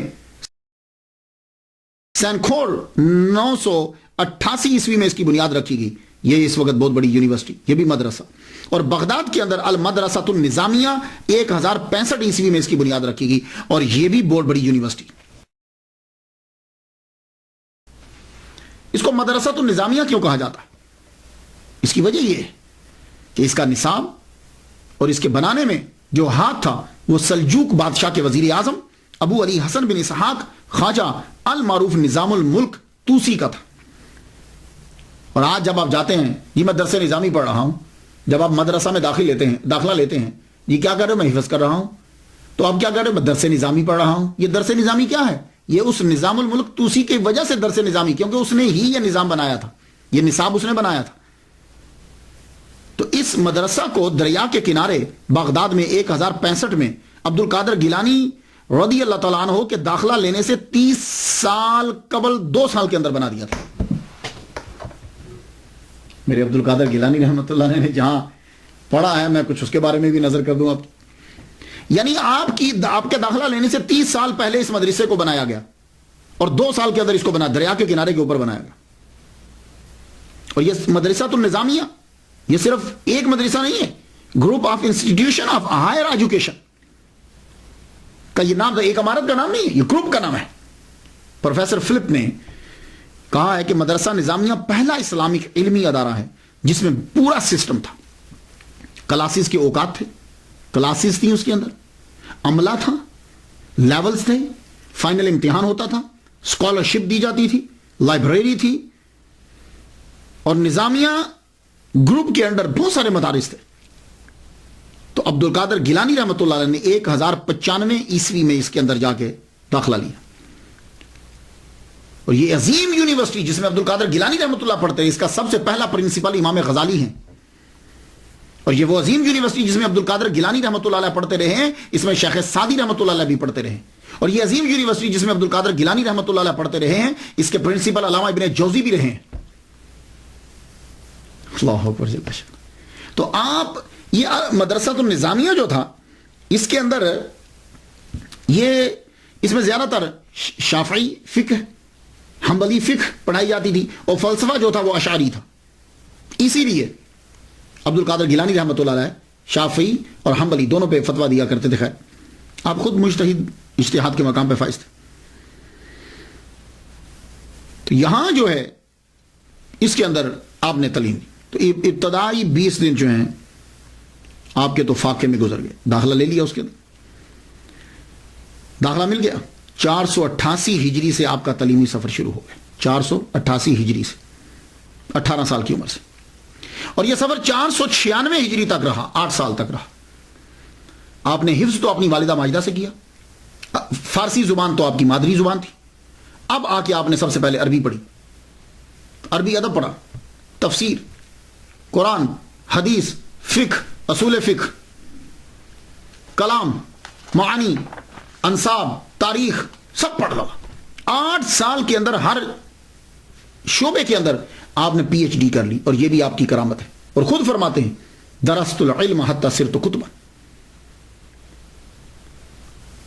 اب دوران تعلیم آپ کی جو زندگی گزری ہے وہ بڑی مشکل، اور یہ سارے جتنے طلباء خاص طور پر یہ میری تقریر سنیں گے، ان طلباء کے لیے یہ لایا عمل ہے. یہ چیزیں ہوتی ہیں اولیاء کرام کی جتنے طلباء گھر سے پڑھنے کے لیے آتے ہیں، اب یہ ذرا یہ حصہ ضرور سنیے گا. آپ جب پڑھنے کے لیے آئے تو کیا ہوا آپ کے ساتھ؟ اصل میں آپ کے نانا امیر تھے، وہ وہاں سے پیسے بھیجتے، آپ شام سے پہلے، سورج ڈوبنے سے پہلے وہ پیسے آپ تقسیم کر دیتے اور خود پھر فاقو. اس کا نتیجہ یہ نکلا کہ المدرسہ النظامیہ سے رہائش آپ کو نہیں ملی، رہائش آپ سے لے لی گئی. رہائش آپ سے لے لی گئی کیونکہ یہ مدرسہ جو ہے یہ ہائی لیول کا مدرسہ تھا. جیسے آج کل آپ ہارورڈ یونیورسٹی امریکہ بول لیں، آکسفورڈ یونیورسٹی لندن میں چلے جائیں، اسلامک یونیورسٹی پاکستان، اس طرح یہ ازہر یونیورسٹی میں چلی جائیں، تو بھائی فیسیں دینا پڑتی ہیں. تو آپ کیا کرتے تھے، جو پیسے آتے اسی وقت غریبوں کو دے دیتے، اور جتنے فقراء بیٹھے ہوتے خانقاہ میں جا کے دے دیتے، تو پھر باقی کیا بچتا، فیس کہاں سے دیں گے؟ تو آپ کو رہائش آپ سے واپس لے لی گئی. جب رہائش واپس لے لی گئی، لیکن اتنا کیا گیا کہ کہا چونکہ آپ محنتی ہو، پڑھتے بہت اچھا ہو، اس لیے ہم آپ کو سبق پڑھنے کی اجازت دیتے ہیں، رہائش کی نہیں. تو آپ عبد القادر گیلانی رحمۃ اللہ علیہ کیا کرتے، آپ المدرسہ النظامیہ میں جاتے، سبق پڑھتے، اس کے بعد کتاب لے کے واپس جنگل میں چلے جاتے. اب دھوپ ہے یا بارش ہے، اب وہاں بیٹھے آپ پڑھ رہے ہیں، دھوپ ہو جاتی تو کتاب بچ جاتی، بارش ہوتی تو اب کتاب کو بچانے کے لیے چلتے. سر کے اوپر ایک امامہ شریف ہوتا پرانا، اور ایک جبہ آپ نے ذبح تن کیا ہوتا، بس اس طریقے سے آپ نے پڑھا. اور کئی دن تک آپ کو کھانا نہیں ملتا. اور آج تو مدرسہ کے اندر کھانے ملتے ہیں، کئی دن تک کھانا آپ کو نہیں ملتا. اور اگر کھانا ملتا بھی ہے، پیسے آتے بھی ہیں، تو فوراً فقراء میں تقسیم کر دیتے یا غریب طلباء میں تقسیم کر دیتے. آپ فرماتے ہیں کہ میں وہاں پڑھتا رہا، اور طالب علم 8 سالہ دور کس طرح گزاریں گے. فرماتے ہیں کہ ایک مرتبہ کیا ہوا کہ ایک یعقوبہ شہر کے بارے میں پتہ چلا کہ وہاں کے لوگ جو ہیں بڑے اچھے ہیں، کیونکہ وہاں شیخ شریف یعقوبی رحمۃ اللہ علیہ، اللہ کے ولی، بہترین مقرر، وائز، ان کی وجہ سے وہ لوگ بڑے ہی نرم دل ہیں. وہ کیا کرتے ہیں کہ جب ان کی فصل پک جاتی ہے تو وہ غرباء کو، فقراء کو، طلباء کو جو ہیں وہ فصل میں سے دیتے ہیں. تو لڑکوں نے یہ کہا کہ آؤ عبد القادر تم بھی چلو ہمارے ساتھ. اللہ تعالیٰ نے آپ کی ملاقات ایک بزرگ سے کروانی تھی، ورنہ کھانے کا تو آپ کو ابھی فکر رہتی نہیں تھی. آپ ان کے ساتھ چل پڑے. جو ہی یعقوبہ شہر کے اندر داخل ہوئے، اس گاؤں میں داخل ہوئے، تو کسی نے بتایا کہ یہاں شیخ شریف یعقوبی رحمۃ اللہ علیہ ہوتے. فرمانے لگے اس وقت کہاں ہیں؟ کہا اس وقت وہ لیکچر دے رہے ہیں، یعنی واز فرما رہے ہیں، اور لوگ واز سن رہے ہیں. عبد القادر گیلانی رحمۃ اللہ علیہ آئے تھے اناج لینے، چھوڑا لڑکوں کو، کہا تم جاؤ. آپ فوراً بھاگے اور ان کے حلقہ کے اندر بیٹھ کے جا کے بات سننے لگ گئے. شیخ شریف یعقوبی رحمۃ اللہ علیہ تقریر فرما رہے ہیں اور سب سن رہے ہیں. اور جب آپ کا بات ختم ہوا، سب اٹھ کے چلے گئے. کسی کو سوال پوچھنا تھا، اس نے پوچھا، اور آپ وہاں دور ان کے سامنے مؤدب ہو کے بیٹھے. آپ جب جانے لگے تو آپ نے دیکھا کہ یہ لڑکا ابھی تک نہیں گیا. تو شیخ شریف یعقوبی رحمۃ اللہ علیہ کہنے لگے آپ کو کچھ مجھ سے پوچھنا ہے؟ میں جا رہا ہوں. کھڑے ہو کے عرض کرتے ہیں حضور آپ نے سب کو نصیحت کی، مجھے کوئی خاص نصیحت فرمائے. شیخ شریف یعقوبی رحمۃ اللہ علیہ نے یوں دیکھا لڑکے کو سر سے پاؤں تک. ایک دم سے آپ کا چہرہ جو ہے اس میں تبدیلی آئے. تو اس وقت فرمانے لگے طالبان حق کسی غیر کے آگے ہاتھ نہیں پھیلاتے. عبد القادر گیلانی رحمۃ اللہ فرماتے میرے جسم میں ایک ایسی عجیب سی کیفیت طاری ہو گئی. میں نے اناج چھوڑا اور بھاگ گیا واپس بغداد، واپس چلا گیا. یہ کمال تھا ان کا. شیخ شریف یعقوبی رحمۃ اللہ علیہ کا بڑی سادہ تقریر فرماتے تھے، لیکن مجمع میں جتنے لوگ بیٹھے ہوتے تھے ہر ایک کو اپنی بساط کے مطابق حصہ مل جایا کرتا تھا. کئی روز آپ کے فاقوں میں گزر جاتے. ایک مرتبہ کیا ہوا کہ 20 دن تک آپ کو کھانا نہیں ملا، کیونکہ بغداد میں قحط پڑ گیا ہے. آپ باہر نکلے کہ میں کسی درخت سے پتے توڑ کر ہی کھا لوں. یہ تو ایک درخت کے ساتھ دیکھا کتنے 10 20 آدمی لگے اور پتے یوں توڑ کے کھا رہے. آپ واپس آ گئے. جب واپس آئے تو مسجد میں انٹر ہوئے، داخل ہوئے تو نڈھال ہو کے گر گئے، فاقوں کی وجہ سے گر گئے. اور آپ اپنے جسم کو یوں گھسیٹتے ہوئے مسجد کے کارنر میں لے گئے اور یوں جا کے سمٹ کے نیچے بیٹھ گئے. وہاں نڈھال ہوئے. ایک صاحب مسجد میں داخل ہوئے، ان کے ہاتھ میں کھانا تھا، اور جو آدمی بھوکا ہو نا تو وہ حس بڑی تیز ہو جاتی ہے. وہ سامنے ان کو ان کا احساس نہیں ہوا، وہ وہاں بیٹھ کر کھانا انہوں نے کھولا اور کھانے لگے. بھونا ہوا گوشت اور روٹی تھی. حضرت غوث پاک فرماتے ہیں کہ جب وہ اپنے منہ میں لقمہ ڈالنے لگتا تھا میرا منہ کھل جاتا تھا. شاید روٹی کھاتے اس کی نظر مجھ پہ پڑ گئی. میں ایک دم سے سیدھا ہو بیٹھ گیا. میں وہ آدمی وہاں سے اٹھ کر میرے پاس آ گیا، میرے سامنے آ کر اس نے کھانا رکھ دیا. کھانا رکھ کے کہنے لگا تم کھا لو، میرا یہ کھانا نہیں ہے، میں بھی کسی کا کھا رہا ہوں۔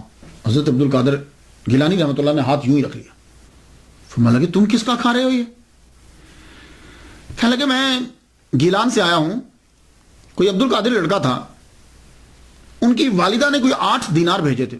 اس سے اندازہ لگائیے کہ دینار سونے کا، اس کے اندر درم ہوتے ہیں، درم کے پھر آگے ٹوٹتے ہیں تو شرفیاں بندی، تو بڑا رقم ہوتی تھی وہ۔ میں اس کو کئی دن سے تلاش کرا، میرا اپنا اثاثہ بھی جو ہے وہ صرف ہو گیا، اب میرے پاس اسی کے پیسے بچے تھے، میں اس کے 1 دینار کو توڑایا ہے اور میں یہ بھنا ہوا گوشت اور یہ روٹی لے کر آیا ہوں، وہ عبد القادر ملا نہیں ہے، چلو دونوں مل کے کھاتے ہیں، ملے گا تو معاف مانگ لیں گے۔ اب مسکرا پڑے، کہنے لگا کیوں مسکرا رہے ہو؟ کہا بے جھجک کھاؤ، عبد القادر میں ہی ہوں۔ آپ نے وہ تھوڑا سا کھانا کھایا، اس نے جو باقی پیسے تھے وہ دیے، عبد القادر گیلانی رحمۃ اللہ علیہ نے اسی وقت اٹھ کر وہ سارے پیسے باہر بانٹ دیے جا کے۔ اب بتاؤ، سارے پیسے باہر بانٹ دیے۔ لیکن اب سوال یہ ہوتا ہے کہ اگر عبد القادر گیلانی رحمۃ اللہ علیہ کسی سے مانگتے نہیں تھے، کام نہیں کرتے تھے، یہ جو آپ کا عرصہ ہے یہ بیچ کا، یہ کیسے گزرا؟ یعنی 18 سال کی عمر سے لے کے 46 سال کی عمر تک، 18 سال سے تو آپ آگے تھے، تو یہ پھر کیسے ہوا؟ میں نے پھر اس کی ریسرچ کی، تو کیا آپ ساری زندگی ہی بھوکے رہے؟ نہیں، آپ روزہ بھی رکھتے تھے، مسلسل بھی رکھتے تھے، فاقوں، لیکن بیچ میں ایسا ہوا کہ آپ جب پڑھنے لگتے تھے تو فاقوں کی وجہ سے کیا ہوتا تھا کہ پڑھا نہیں جاتا تھا، اتنے فاقے ہوئے، پڑھا نہیں جاتا تھا، یوں گر جاتے آپ۔ تو حتیف غیبی سے آواز آئی، جاؤ اٹھو، تعلیم کے لیے خوراک کا ہونا ضروری ہے، کوتے لا یموت تو چاہیے نا، اٹھو، اتنی روٹی تو حاصل کر لو کہ جتنا پڑھ تو سکو آسانی سے۔ کہنے لگے میرے پاس تو پیسے نہیں ہیں، میں کہاں سے لوں؟ کہا جاؤ تم جا کے کرو، پیسوں کا بندوبست بھی ہم کر دیں گے، اٹھو۔ عبد القادر گیلانی فرماتے ہیں کہ میں اٹھا، بڑا مشکل کٹن مرلا تھا میرے لیے۔ فرماتے ہیں میں آگے بڑھا تو ایک نان بھائی کی دکان پر میں گیا،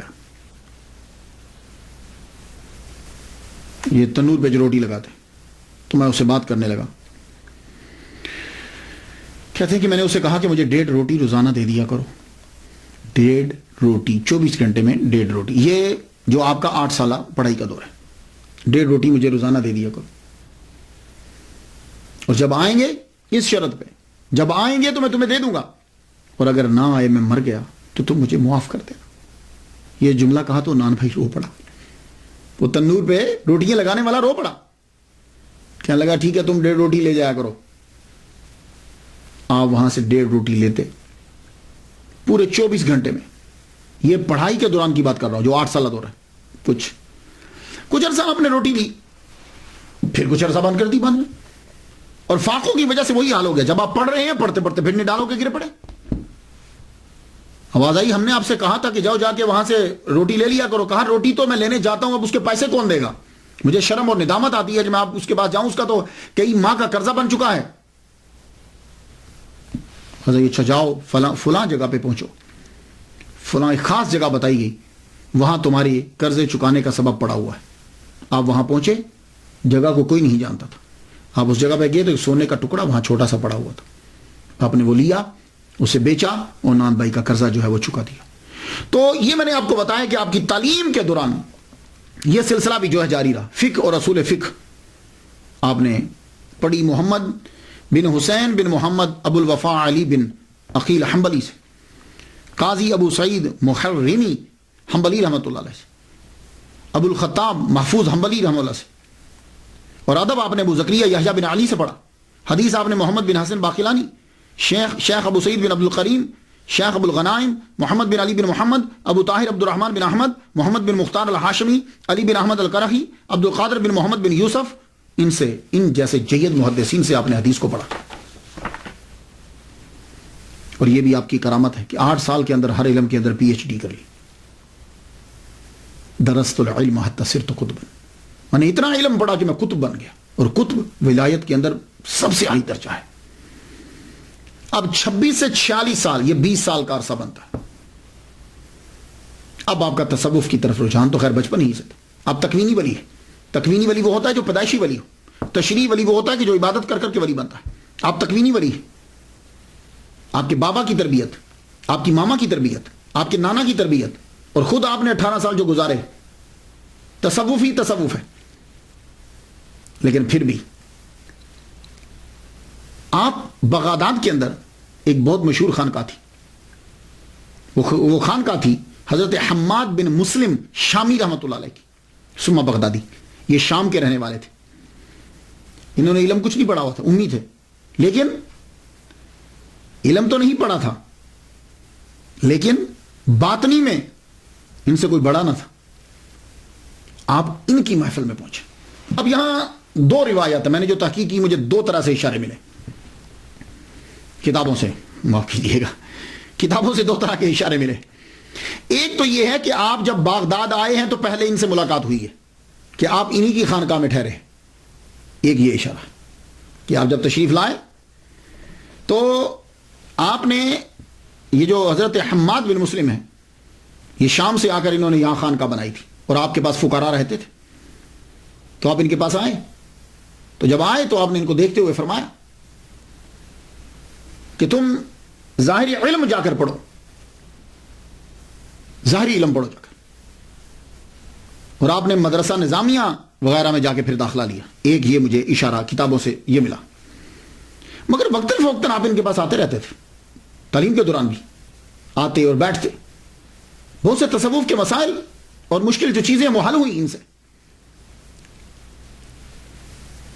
اور آپ فرمایا کرتے تھے کہ یہ جو اجمی ہے نا، کیونکہ آپ فارسی بولتے تھے نا، یہ جو اجمی ہے نا ایک دن ولایت کے بڑے اعلیٰ مرتبہ پہ فائز ہوگا. اور میں دیکھ رہا ہوں کہ 2 جھنڈے اس کے سر کے اوپر ہیں اور اس کی آسمانوں پر بڑی شہرت ہے. یہ حضرت حماد بن مسلم کہہ رہے ہیں. اور دوسرا نظریہ یہ ہے کہ آپ کی ملاقات حضرت حماد سے تحصیل علم کے بعد ہوئی ہے. یہ دوسرا جو مجھے کتابوں سے اشارہ ملا. وہ کیسے کہ جب آپ نے تمام علوم 8 سال کے اندر جب آپ نے پڑھ لیا، پڑھنے کے بعد بغداد کی حالت آپ نے دیکھی تھی، فتنہ و فساد ہر جگہ، عیاشی ہے، لوگ دین سے ہٹے ہوئے ہیں. تو آپ نے بھی اپنی کتابیں پکڑی، جنگل کی طرف چل پڑے، نکلے. اب جب باب حلبہ کی طرف چلے تو وہاں سے صحرا کی طرف رستہ جاتا تھا. اب جانے لگے تو کسی شے نے یوں دھکا دیا کہ آپ نیچے گر گئے. نیچے گرے تو آواز آتی ہے کہاں جا رہے ہو؟ تو آپ نے بولا میں جا رہا ہوں، میرا دین تو بچ جائے، میں اپنے دین کو بچانے کے لیے جا رہا ہوں. تو آواز آتی ہے مت چھوڑ کر جاؤ، واپس جاؤ، اللہ کی مخلوق کو تم سے فیض پہنچے گا. آپ بولے مجھے اپنے دین کی حفاظت کرنا ہے. آواز آئی تمہارے دین کی کہ تم فکر مت کرو، اللہ تعالیٰ تمہارے دین کو بچائے گا تیرے لیے، بلکہ تو دین کی خدمت کرے گا. یہ ہے دوسرا. آپ وہاں سے اٹھے، واپس آ گئے. واپس آئے تو بغداد کی ایک گلی سے گزر رہے تھے، سنسان گلی ہے، کوئی بھی نہیں ہے. تو پیچھے سے ایک دم سے ایک دروازہ کھلا اور آواز آئی کل کہاں جا رہے تھے؟ آپ نے مڑ کر دیکھا تو دروازہ بند ہو چکا تھا. اب چھان بین کی آپ نے کہ یہ کون ہے کہ جو میرے راز کو جانتا ہے. تو معلوم ہوئی حضرت حماد بن مسلم دباس شامی سما بغدادی رحمۃ اللہ علیہ. آپ پھر ان کے گھر پہنچے. پہلے روز تو انہوں نے بڑی آؤ بھگت کی، بڑی محبت سے پیش آئے. آہستہ آہستہ آپ ان کو اپنے سے جدا کرنے لگے. تم یہاں کیوں آ جاتے ہو؟ تمہارا ہمارے درویشوں کے پاس کیا تعلق؟ تم تو پڑھے لکھے ہو، جاؤ جا کے فقہ پڑھاؤ. اور ایک دن آپ آئے، کہنے لگے ہاں آج بڑی روٹیاں آئی تھیں لیکن ہم نے سب کھا ڈالی، ختم ہو گئیں. یہ اصل میں آپ ایسا کیوں کرتے تھے؟ حالانکہ ایک مرتبہ آپ نے سنا کہ کچھ آپ کی خانقاہ کے فقیر عبد القادر گیلانی رحمۃ اللہ کا مذاق اڑانے لگے کہ تم فقیہی ہو جاؤ. تو آپ نے ان سے مخاطب ہو کے معلوم ہے کیا جملے بولے تھے؟ آپ نے کہا تھا اے کتو، سنیے گا جملہ، تم اس کو تکلیف پہنچاتے ہو، تم میں سے ایک بھی اس کے مرتبہ کا نہیں ہے. یہ حضرت حماد بن مسلم اپنے خانقاہی لوگوں سے کہہ رہے. میں تو اس کو اس لیے اذیت دیتا ہوں. اب 3 وجہ. آپ کیوں اذیت دیتے؟ پہلی وجہ تو یہ ہے آپ نے خود بیان کی. فرماتے ہیں میں امتحاناً اسے اذیت دیتا ہوں لیکن وہ ایسا پہاڑ ہے کہ اس میں ذرا برابر جنبش نہیں ہوتی, اور اس اجمی کا اتنا رتبہ ہوگا کہ تمام اولیاء اس کی طرف رجوع کریں گے. اور دوسری وجہ, آپ کے پاس ان کا فیض نہیں تھا. عبد القادر گیلانی رحمۃ اللہ علیہ کا فیض حضرت حماد بن مسلم کے پاس نہیں تھا. وہ قاضی قضا حضرت ابو سعید مبارک مخرمی رحمۃ اللہ علیہ کے پاس تھا. یہ وجہ ہے. اس لیے آپ نے دیکھا ہوگا جب آپ کبھی اولیاء کرام کی سیرت کو پڑھیں تو آپ کو معلوم ہو جائے گا, ولی ان کے پاس جاتا ہے, فیض ہی کوئی نہیں. کہا جی نہیں, میں تمہارا فیض ہمارے پاس نہیں ہے, کسی اور کے پاس جاؤ. یوں ہی بھیجتے تھے. حضرت خواجہ باقی بلا کتنے لوگوں کے پاس گئے, اشرف جہانگیر سمنانی رحمۃ اللہ علیہ کتنوں کے پاس گئے. تو جہاں فیض ہوتا تھا وہ وہیں پہنچتے. تو عبد القادر گیلانی رحمۃ اللہ علیہ کو جو خلافت ملنا تھی وہ ان سے نہیں ملنا تھی. یہ دوسری وجہ. تیسری وجہ کیا ہے کہ ابھی ان کو مجاہدے اور کروانے ہیں, ابھی بڑا وقت ہے, کم از کم 14 سال ہیں باقی, ابھی 13-14 سال باقی ہیں. تو اب آپ نے کہا کہ اگر میں اپنے پاس محبت کروں گا یہ یہی رکے رہیں گے. تو جب آپ نے یوں اذیت دینا شروع کی, اب آپ سے آہستہ آہستہ وہاں سے کم ہو کر اب آپ نے اس کے بعد بایت جو کی وہ حضرت ابو سعید مبارک مخرمی رحمۃ اللہ علیہ کی بایت کی. آپ ان کے استاد بھی ہیں اور آپ مدرس بھی ہیں, پرنسپل بھی ہیں. آپ نے محلہ باب الازج میں آپ نے ایک مدرسہ بنایا تھا, اس مدرسے میں خود پڑھاتے تھے, اور تصوف کے اندر اتنے گئے کہ آپ نے قاضی کی سیٹ چھوڑ دی. ان کی بایت کی عبد القادر گیلانی رحمۃ اللہ علیہ, اور یہ بھی حنبلی تھے. تو اب مجاہدات شروع ہو گیا. اب میں یہاں پڑھتا ہوں کہ کہتے ہیں کہ 20 سال آپ نے مجاہدہ کیا ہے, 20 سال جو ہے نا وہ جنگلوں میں پھرتے رہے. تو یہاں میں عرض کرنا چاہوں گا کہ جب ہم دیکھتے ہیں, سالوں کو گنتے ہیں, ان پہ تحقیق کرتے ہیں, تو کچھ لوگ جو ہیں وہ محبت میں آ کے سال بڑھا دیتے ہیں کہ اتنے سال مشقتیں اٹھائیں, اتنے لوگوں سے ملے. لیکن وہ جب ہم تحقیق کرتے ہیں تو یہ کوئی ضروری نہیں ہوتا کہ ایک آدمی 40 سال مجاہدے کرے گا ہی تو مرتبہ ملے گا. ہو سکتا ہے کہ ان کو ایک دن میں مل جائے, کوئی دن بڑھانے کی ضرورت نہیں ہوتی. اب یہ جو کہا گیا کہ 20 سال تک آپ جو ہے وہ مجاہدے کرتے رہے, اب ذرا دیکھ لیجئے, میرے نزدیک یہ صرف کچھ دورانیہ 13 سال کا بنتا ہے. وہ کس طرح؟ اب ذرا دلیل سن لیجئے. 18 سال کی عمر میں آپ نے تعلیم شروع کی, تو 8 سال بغداد میں مختلف مدارس میں آپ پڑھتے رہے. کتنی عمر ہوگی؟ 18 اور 8 26. پھر آپ نے مجاہدہ شروع کیا, ٹھیک ہے. تو حضرت ابو سعید مبارک مخرمی رحمۃ اللہ علیہ نے آپ کو خلافت دی. خلافت دینے کے بعد آپ کو اپنے مدرس کا انچارج, مدرسے کا انچارج بنایا, اور وہیں آپ کو تدریس کے لیے بھی بولا. تو آپ جانتے ہیں کہ مبارک مخرمی حنبلی رحمۃ اللہ علیہ کا وصال 513 میں ہوا ہے, 513 ہجری میں ہوا ہے. اور اس وقت حضرت عبد القادر گیلانی رحمۃ اللہ علیہ کی عمر 43 سال تھی. تو کم از کم اگر پیر کی موجودگی میں 3 سال بھی پڑھایا ہو تو آپ کی عمر 40 سال تو تھی جب آپ مدرسے میں ہوئے. تو جب مجاہدہ چھوڑا اور تدریس شروع کی 40 سال تو عمر ہونی چاہیے.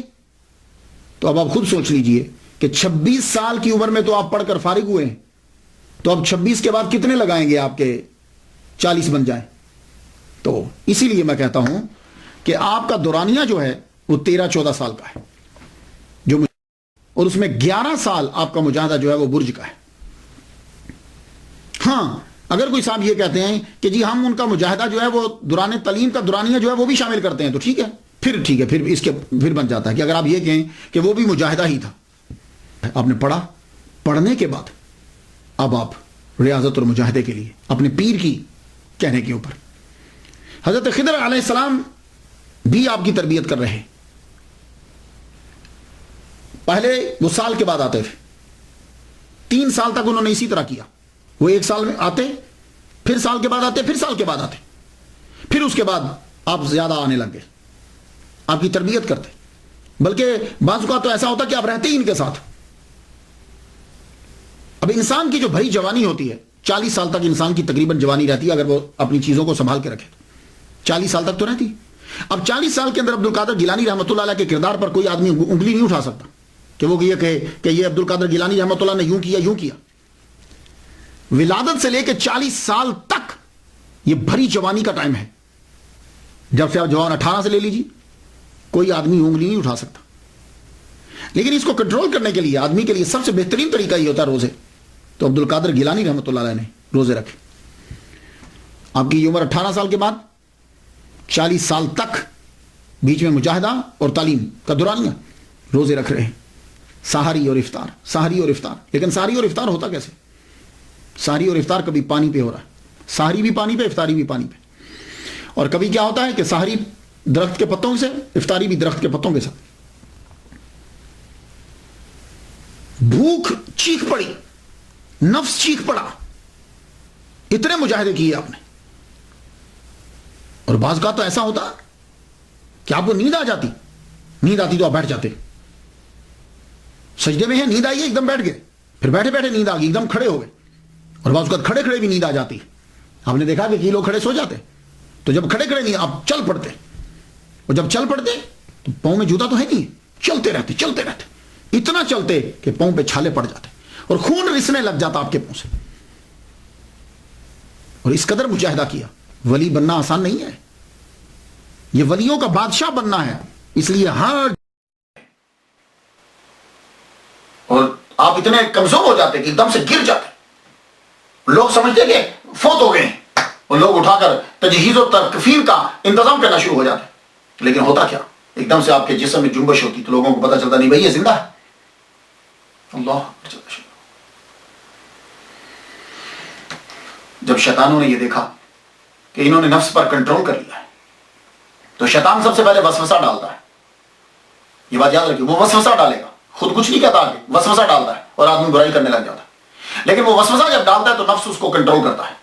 تو جب تم نفس کو جس نے کنٹرول کرنا ہے، آگے تمہیں لے جانا ہے، جب تم نے اس پہ قبضہ کر لیا، اب شیطان جب دیکھا کہ نفس پر کنٹرول ہو گیا ہے، اب شیطان خود آئے. تو ابلیس خود نہیں آتا. عبد القادر گیلانی رحمۃ اللہ علیہ کو تنگ کرنے کے لیے چیلے بھیجے. اب چیلے آپ کے سامنے آ کے کھڑے ہو جاتے اور آپ بھوک سے نڈال ہو کے گرے پڑے. اب وہ آپ کو مارنے کے لیے آگے بڑھتے، اللہ تعالیٰ ایک دم سے فرشتوں کی جماعت کو بھیجتا، وہ آگے لڑتے اور ان کو مارتے.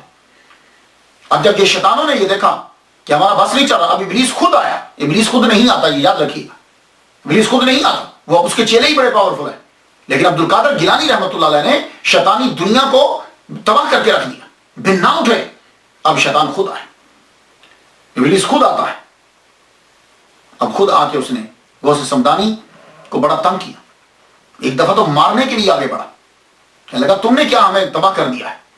عبد القادر گیلانی رحمۃ اللہ کو جب مارنے کے لیے آگے بڑھا، آپ فرماتے ہیں ایک دم سے ایک ہاتھ ظاہر ہوا اور اس کے سر کے اوپر اتنی زور سے پڑا کہ یہ زمین کے اندر دھس گیا. اور اس کے بعد پھر یہ باپ باہر نکلا. فرماتے ہیں کبھی کبھی شیطان آتے، میں لا حول ولا قوت الا باللہ العلی العظیم پڑھتا تو آگ لگ جاتی ان کو.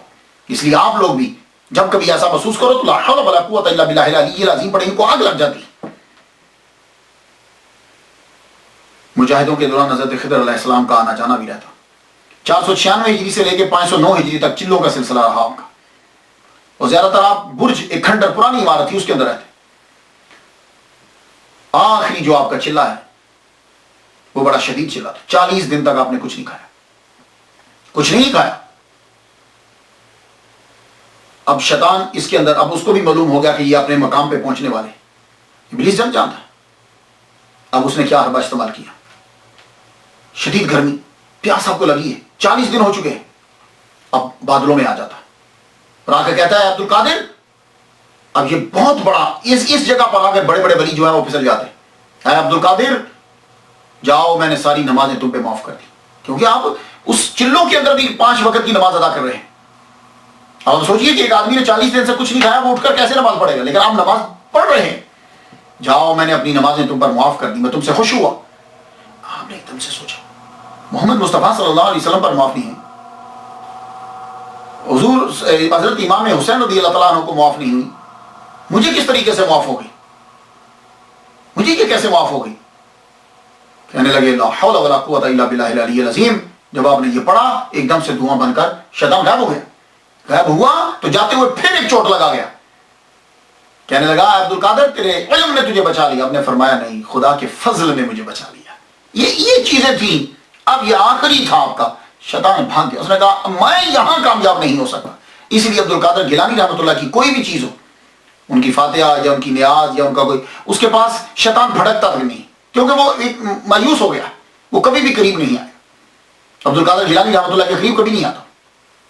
تو آپ نے اب جب آخری ہے اللہ اکبر جل شانہ، اب آرڈر آ گیا آپ کے پیر و مرشد ابو سعید مبارک مخرمی رحمۃ اللہ علیہ کو آرڈر آیا. یا میں عرض کر جاؤں کہ اکثر بہت ساری کتابوں میں 80% بکس کے اندر میں نے مخزومی پڑھا ہے. یہ مخزومی نہیں ہے، ابو سعید مبارک مخزومی نہیں ہے، یہ بات یاد رکھیے گا. یہ مخرمی ہے. مخرم یہ محلہ ہے بغداد کے اندر، تو یہ وہاں رہتے تھے اس لیے مخرمی کہتے ہیں ان کو. تو آپ بھی تھوڑی سی جو ہے تصحیح کر لیجئے گا، مخرمی ہے. تو آپ کو آرڈر آیا کہ جائیے اب آپ اپنے مرید کو لے آئیے. آپ کے مرید کو آنا چاہیے اور اسے معاشرے کی طرف لے آئیے تاکہ لوگ اس سے مستفید ہوں. حضرت ابو سعید مبارک مخرمی رحمۃ اللہ علیہ گئے، فرمان لگے اب تمہارا وقت پورا ہو گیا، اب تم میرے گھر چلے آؤ. آپ یہ کہہ کے واپس گھر آ گئے. واپس آئے تو آپ وہیں پڑے رہے. تھوڑی دیر کے بعد حضرت خضر علیہ السلام آئے. خضر علیہ السلام آئے تو آپ فرمان لگے جاؤ تمہارے پیر تمہارا انتظار کر رہے ہیں، پہنچو وہاں تم، اب معاشرے کو تمہاری ضرورت ہے.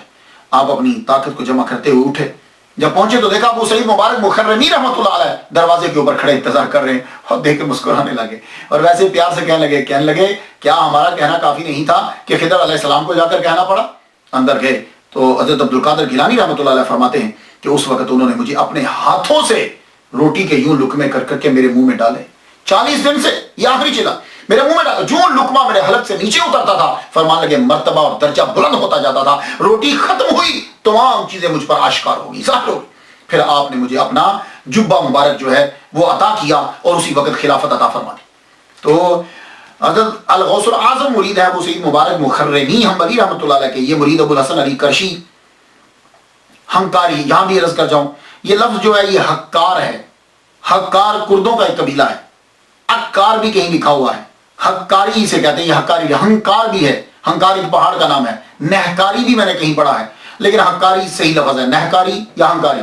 یہ مرید ہے محمد یوسف ترتوسی رحمۃ اللہ علیہ. یہ مرید عبد الواحد تمیمی رحمۃ اللہ علیہ کے. یہ مرید عبد العزیز جمنی رحمۃ اللہ علیہ کے. یہ مرید حضرت ابوبکر شبلی رحمۃ اللہ علیہ کے. یہ مرید حضرت جنید بغدادی رحمۃ اللہ علیہ کے. اور یہ مرید حضرت سری ساختی رحمۃ اللہ علیہ کے. اور یہ مرید حضرت معروف کرخی رحمۃ اللہ علیہ کے. اور یہ مرید حضرت داؤد طائی رحمۃ اللہ علیہ کے. اور یہ مرید حضرت حبیب اعجمی رحمۃ اللہ علیہ کے. اور یہ مرید تھے حضرت حسن بصری رحمۃ اللہ علیہ کے. اور حضرت حسن بصری رحمۃ اللہ مرید حضرت مولا علی شیر خدا رضی اللہ عنہ. تو مولا علی شیر خدا نے وہ جبہ عطا فرمایا تھا تو وہ جبہ جو ہے انہیں مل گیا. خلافت جب ملی تو اب آپ نے فرمایا کہ دیکھو اب تمہاری تمام چیزیں مکمل ہو گئیں، اب تم میرے مدرسے میں پڑھانا شروع کر دو. تو آپ کے بنائے ہوئے مدرسے کا انچارج دے دیا. حضرت انچارج جب بنا دیا تو اسی مدرسے کا نام بعد میں مدرسہ قادریہ بنا. اسی مدرسے میں اب آپ کا روزہ طہارہ ہے. سن لیا آپ نے. تو حضرت حماد بن مسلم جو دباس شامی تھے بغدادی رحمۃ اللہ، ان کا وصال 525 ہجری میں ہوا. تب الغوث الاعظم رحمۃ اللہ علیہ کی عمر 55 سال تھی اور آپ کا مزار بھی بغداد کے اندر ہی ہے. حضرت ابو سعید مبارک مخرمی رحمۃ اللہ علیہ 513 ہجری میں آپ کا وصال ہوا. اس وقت حضرت غوث الاعظم رحمۃ اللہ علیہ کی عمر 43 سال تھی اور آپ کا مزار مبارک بھی آپ کے قائم کردہ مدرسہ میں ہی ہے. اللہ اکبر جل شانہ. اس کے بعد آپ نے تدریس اور تقریر شروع کر دی. پہلے تدریس شروع کی، تقریر آپ نے شروع نہیں کی. تدریس شروع کی اور آپ نے پڑھانا جب شروع کیا اسی مدرسے کے اندر فجر سے ظہر تک تفسیر، حدیث، فقہ، اصول فقہ پڑھاتے. ظہر کی نماز کے بعد آپ تجوید پڑھاتے. آہستہ آہستہ جو ہیں لوگ آپ کے مدرسہ میں آنا شروع ہو گئے. جب آپ پڑھانے لگے تو آپ ظہر سے تھوڑی دیر پہلے آپ کیلولہ کیا کرتے تھے.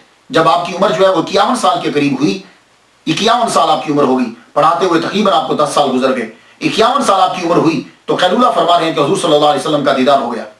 اور آپ دیکھتے ہیں یوں سرکار صلی اللہ علیہ وسلم جلوہ فرمائیں اور آپ فرمانے لگے عبد القادر تو پڑھاتا کیوں نہیں، تقریر کیوں نہیں کرتا؟ عرض کی حضور یہ سب لوگ عربی بولتے ہیں، میں فارسی ہوں، اجمی ہوں، کیسے تقریر کروں؟ تو اسی وقت عالم رویا میں دیکھ رہے ہیں حضور صلی اللہ علیہ وسلم نے اپنا لعاب دہن ان کے منہ میں 7 مرتبہ ڈالا. فرمانے لگے آج سے تقریر شروع. اللہ اکبر جل شانہ. آج سے تقریر شروع. اور آپ جب اٹھتے ہی آپ نے اعلان کیا کہ ظہر کی نماز کے بعد میں تقریر کروں گا. تو یہ پہلی تقریر کہ ظہر کی نماز کے بعد جو ہے وہ میں تقریر کروں گا آپ نے اعلان کر دیا. جو ہی آپ ممبر پہ بیٹھے چند آدمی آگے تھے آپ کے، وہ جو شاگرد تھے کچھ وہ کچھ نمازی، آپ ممبر پہ بیٹھے اب تقریر کرنے لگے.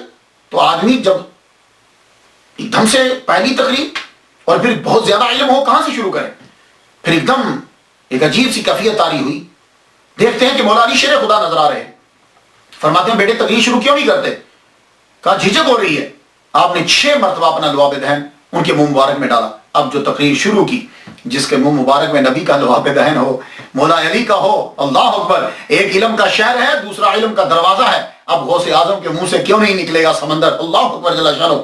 تو 3 دن آپ تقریر فرماتے تھے، جمعہ کے دن، اتوار کے دن، منگل یا سوموار، ان دونوں کو بدل لیتے تھے. 3 دن آپ تقریر فرمایا کرتے تھے. آہستہ آہستہ مجمع بڑھنے لگ گیا، مسجد کم پڑ گئی، مدرسہ کم پڑ گیا، خانقاہ کم پڑ گئی. اس کے بعد باہر جو ہے وہ مجمع لگنے لگا. 70,000 تک آپ کا مجمع جو ہے وہ بڑھا. اللہ اکبر جل شانہ. 70,000 آدمی آپ کی تقریر سننے کے لیے آتے. 400 قلم دوات صرف پڑے ہوتے تھے جو آپ کی تقریر لکھتے تھے. پڑھنے کا طریقہ جو ہے وہ اس طرح ہوتا کہ ایک سب سے پہلے سید مسعود رحمۃ اللہ علیہ وہ تلاوت فرماتا. تلاوت کرنے کے بعد اس کے اوپر آپ برجستہ تقریر شروع فرماتے اور آپ کی تقریر اللہ اکبر جل شانہ. علماء بیچ میں بیٹھے ہوتے. علامہ ابن جوزی جیسا پرنسپل اور محدث آپ کی تقریر سنتے. بڑے بڑے فقراء کی تو بات ہی چھوڑ دیجیے، رجال الغیب آپ کے جلسے کے اندر ہوتے. آپ تقریر فرماتے، بس کمال پھر ہوتا. اللہ تعالیٰ نے بڑا مرتبہ عطا فرمایا آپ کو. آپ نے 52 سال یا 51 سال کی عمر میں آپ نے پھر شادی کی. 4 شادیاں کی ہیں عبد القادر گیلانی رحمۃ اللہ علیہ. بی بی مدینہ بنت میر محمد پہلی زوجہ آپ کی. بی بی صادقہ بنت محمد شفیع دوسری بیوی آپ کی. بی بی صادقہ بنت محمد شفیع. Be be Momina, be be محبوبہ. اور اللہ تعالیٰ نے ان میں سے 49 بچے آپ کو عطا فرمائے. 20 لڑکے ہیں. میں اب جب پڑھتا ہوں تو 10 لڑکوں کے صرف نام ملتے ہیں، اور جب کتاب میں پڑھتا ہوں تو آگے 10 آپ کے پوتوں کے نام لکھے ہوتے ہیں. تو میرا خیال ہے کہ وہ پوتے بھی بیٹے ہی ہوتے ہیں. لوگوں نے شاید سمجھا کہ یہ 40 ایسے کر دیا یا 20 کر دیا، لیکن 10 جو ہے وہ آپ کو ملتے. 10 نام جو ہے وہ ہمیں ملے. لیکن خیر پھر بھی اللہ تعالیٰ نے آپ کو بہت اولاد جو ہے وہ عطا فرمائی. سب سے بڑی کرامت جو ہے ولی کامل کی وہ تصانیف ہوتی ہے. میں تو یہی کرامت سمجھتا ہوں. اور آپ کی تصانیف بھی اللہ اکبر جل شانہ. آدمی جب آج کے دور میں بھی پڑھتا ہے تو وہ لفظوں کے اندر وہ چاشنی، وہ روحانیت، وہ دبدبہ، وہ علم آج بھی نظر آتا ہے. آپ نے بہت سی کتابیں لکھی. فتوح الغیب اس کا موضوع تصوف ہے. اس کتاب میں ہر عنوان کے تحت قرآنی آیات اور احادیث آپ نے لکھی. یہ اس بات کی دال ہیں. اللہ تعالیٰ نے آپ کو بڑا علم عطا فرمایا. اس کے بعد آپ کی کتاب الفتح الربانی والفیض الرحمانی، یہ الفتح الربانی یہ بھی کتاب آپ کی. یہ جو کتاب ہے یہ آپ کے خطابات کا مجموعہ ہے. اس میں 62 خطابات ہیں. یہ میرے سامنے جو کتاب ہے نا اس کے اندر 62 خطابات ہیں. 62 آپ کی، اور اس کو مجلس کا نام دیا گیا. اس میں جو پہلا خطبہ لکھا ہوا ہے وہ 3 شوال اتوار کی صبح 545 ہجری کو خانقاہ میں دیا. اور آخری خطبہ 8 شوال، یہ 62واں خطبہ ہے، 541 ہجری کو دیا. تو معلوم ہوا کہ اس کے اندر جو خطابات لکھے گئے ہیں نا وہ ترتیب سے نہیں لکھے گئے، کیونکہ آخری جو خطبہ 62واں ہے وہ 541 کا ہے، اور یہ جو پہلا ہے وہ 545 کا ہے. تو ترتیب سے نہیں ہے. تو لیکن اتنا ہے کہ 541 اور 545 کے بیچ میں، 46 کے بیچ میں جتنے خطابات ہیں وہ اس کے اندر آپ کے جمع کیے. اور زیادہ تر جو خطابات ہیں وہ مسجد معمورہ میں دیے گئے. مدرسہ معمورہ کے اندر جو ہیں یہ خطابات آپ کے دیے گئے. اور اس وقت آپ کی عمر 71 سے 75 سال میں یہ خطبات جو ہیں، یہ جو الفتح الربانی کے اندر ہے، آپ کی عمر 71 سے 75 ایئرس کے بیچ میں یہ خطبات جو ہیں وہ آپ کے، ان کو جمع کیا آپ کے نواسے سید عفیف الدین مبارک نے انہیں مرتب کیا. یہ سارے جو آپ کو ملتے ہیں. حضرت رحمت میرا بھی، میں جب سے امریکہ میں آیا ہوں میں تقریباً 50 کے قریب خطبات جو ہیں ان میں سے اقتباسات جو ہیں وہ پیش کر چکا. تو میں جتنے بھی علماء تک میری یہ بات پہنچے یا یہ جو 11ویں منانے والے ہیں ان سے میری ریکویسٹ ہے، ہمبلی ریکویسٹ ہے کہ آپ 11ویں کے اندر جو بھی مولوی بلائیں یا آپ خود ہوں تو آپ یہ سلسلہ شروع کریں. میں 12 سال سے امریکہ کے اندر اسی میں سے لیتا ہوں بات، اور وہ چیز نظر آتی ہے تاکہ جو اعتراض کرتے ہیں ان کو معلوم ہو کہ 11ویں شریف کیا ہے، 11ویں میں کیا ہوتا ہے. تو یہ کتاب جو ہے یہ بہت ضروری. آپ مولوی صاحب سے کہیں گے اسی سے خطبہ دیں، اسی سے شروع کریں تاکہ ان کی علمیت کا جو ہے وہ پتہ چلے. اس کے علاوہ مکتوبات سبحانی، یہ کتاب ان خطوط کا مجموعہ ہے جو آپ نے اپنی ظاہری حیات میں لوگوں کو لکھے تھے. نصائح اور لائحہ عمل کے لیے ایک یہ نمونہ ہے. مراتب الوجود کتاب ہے آپ کی. بشائر الخیرات آپ کی ہے.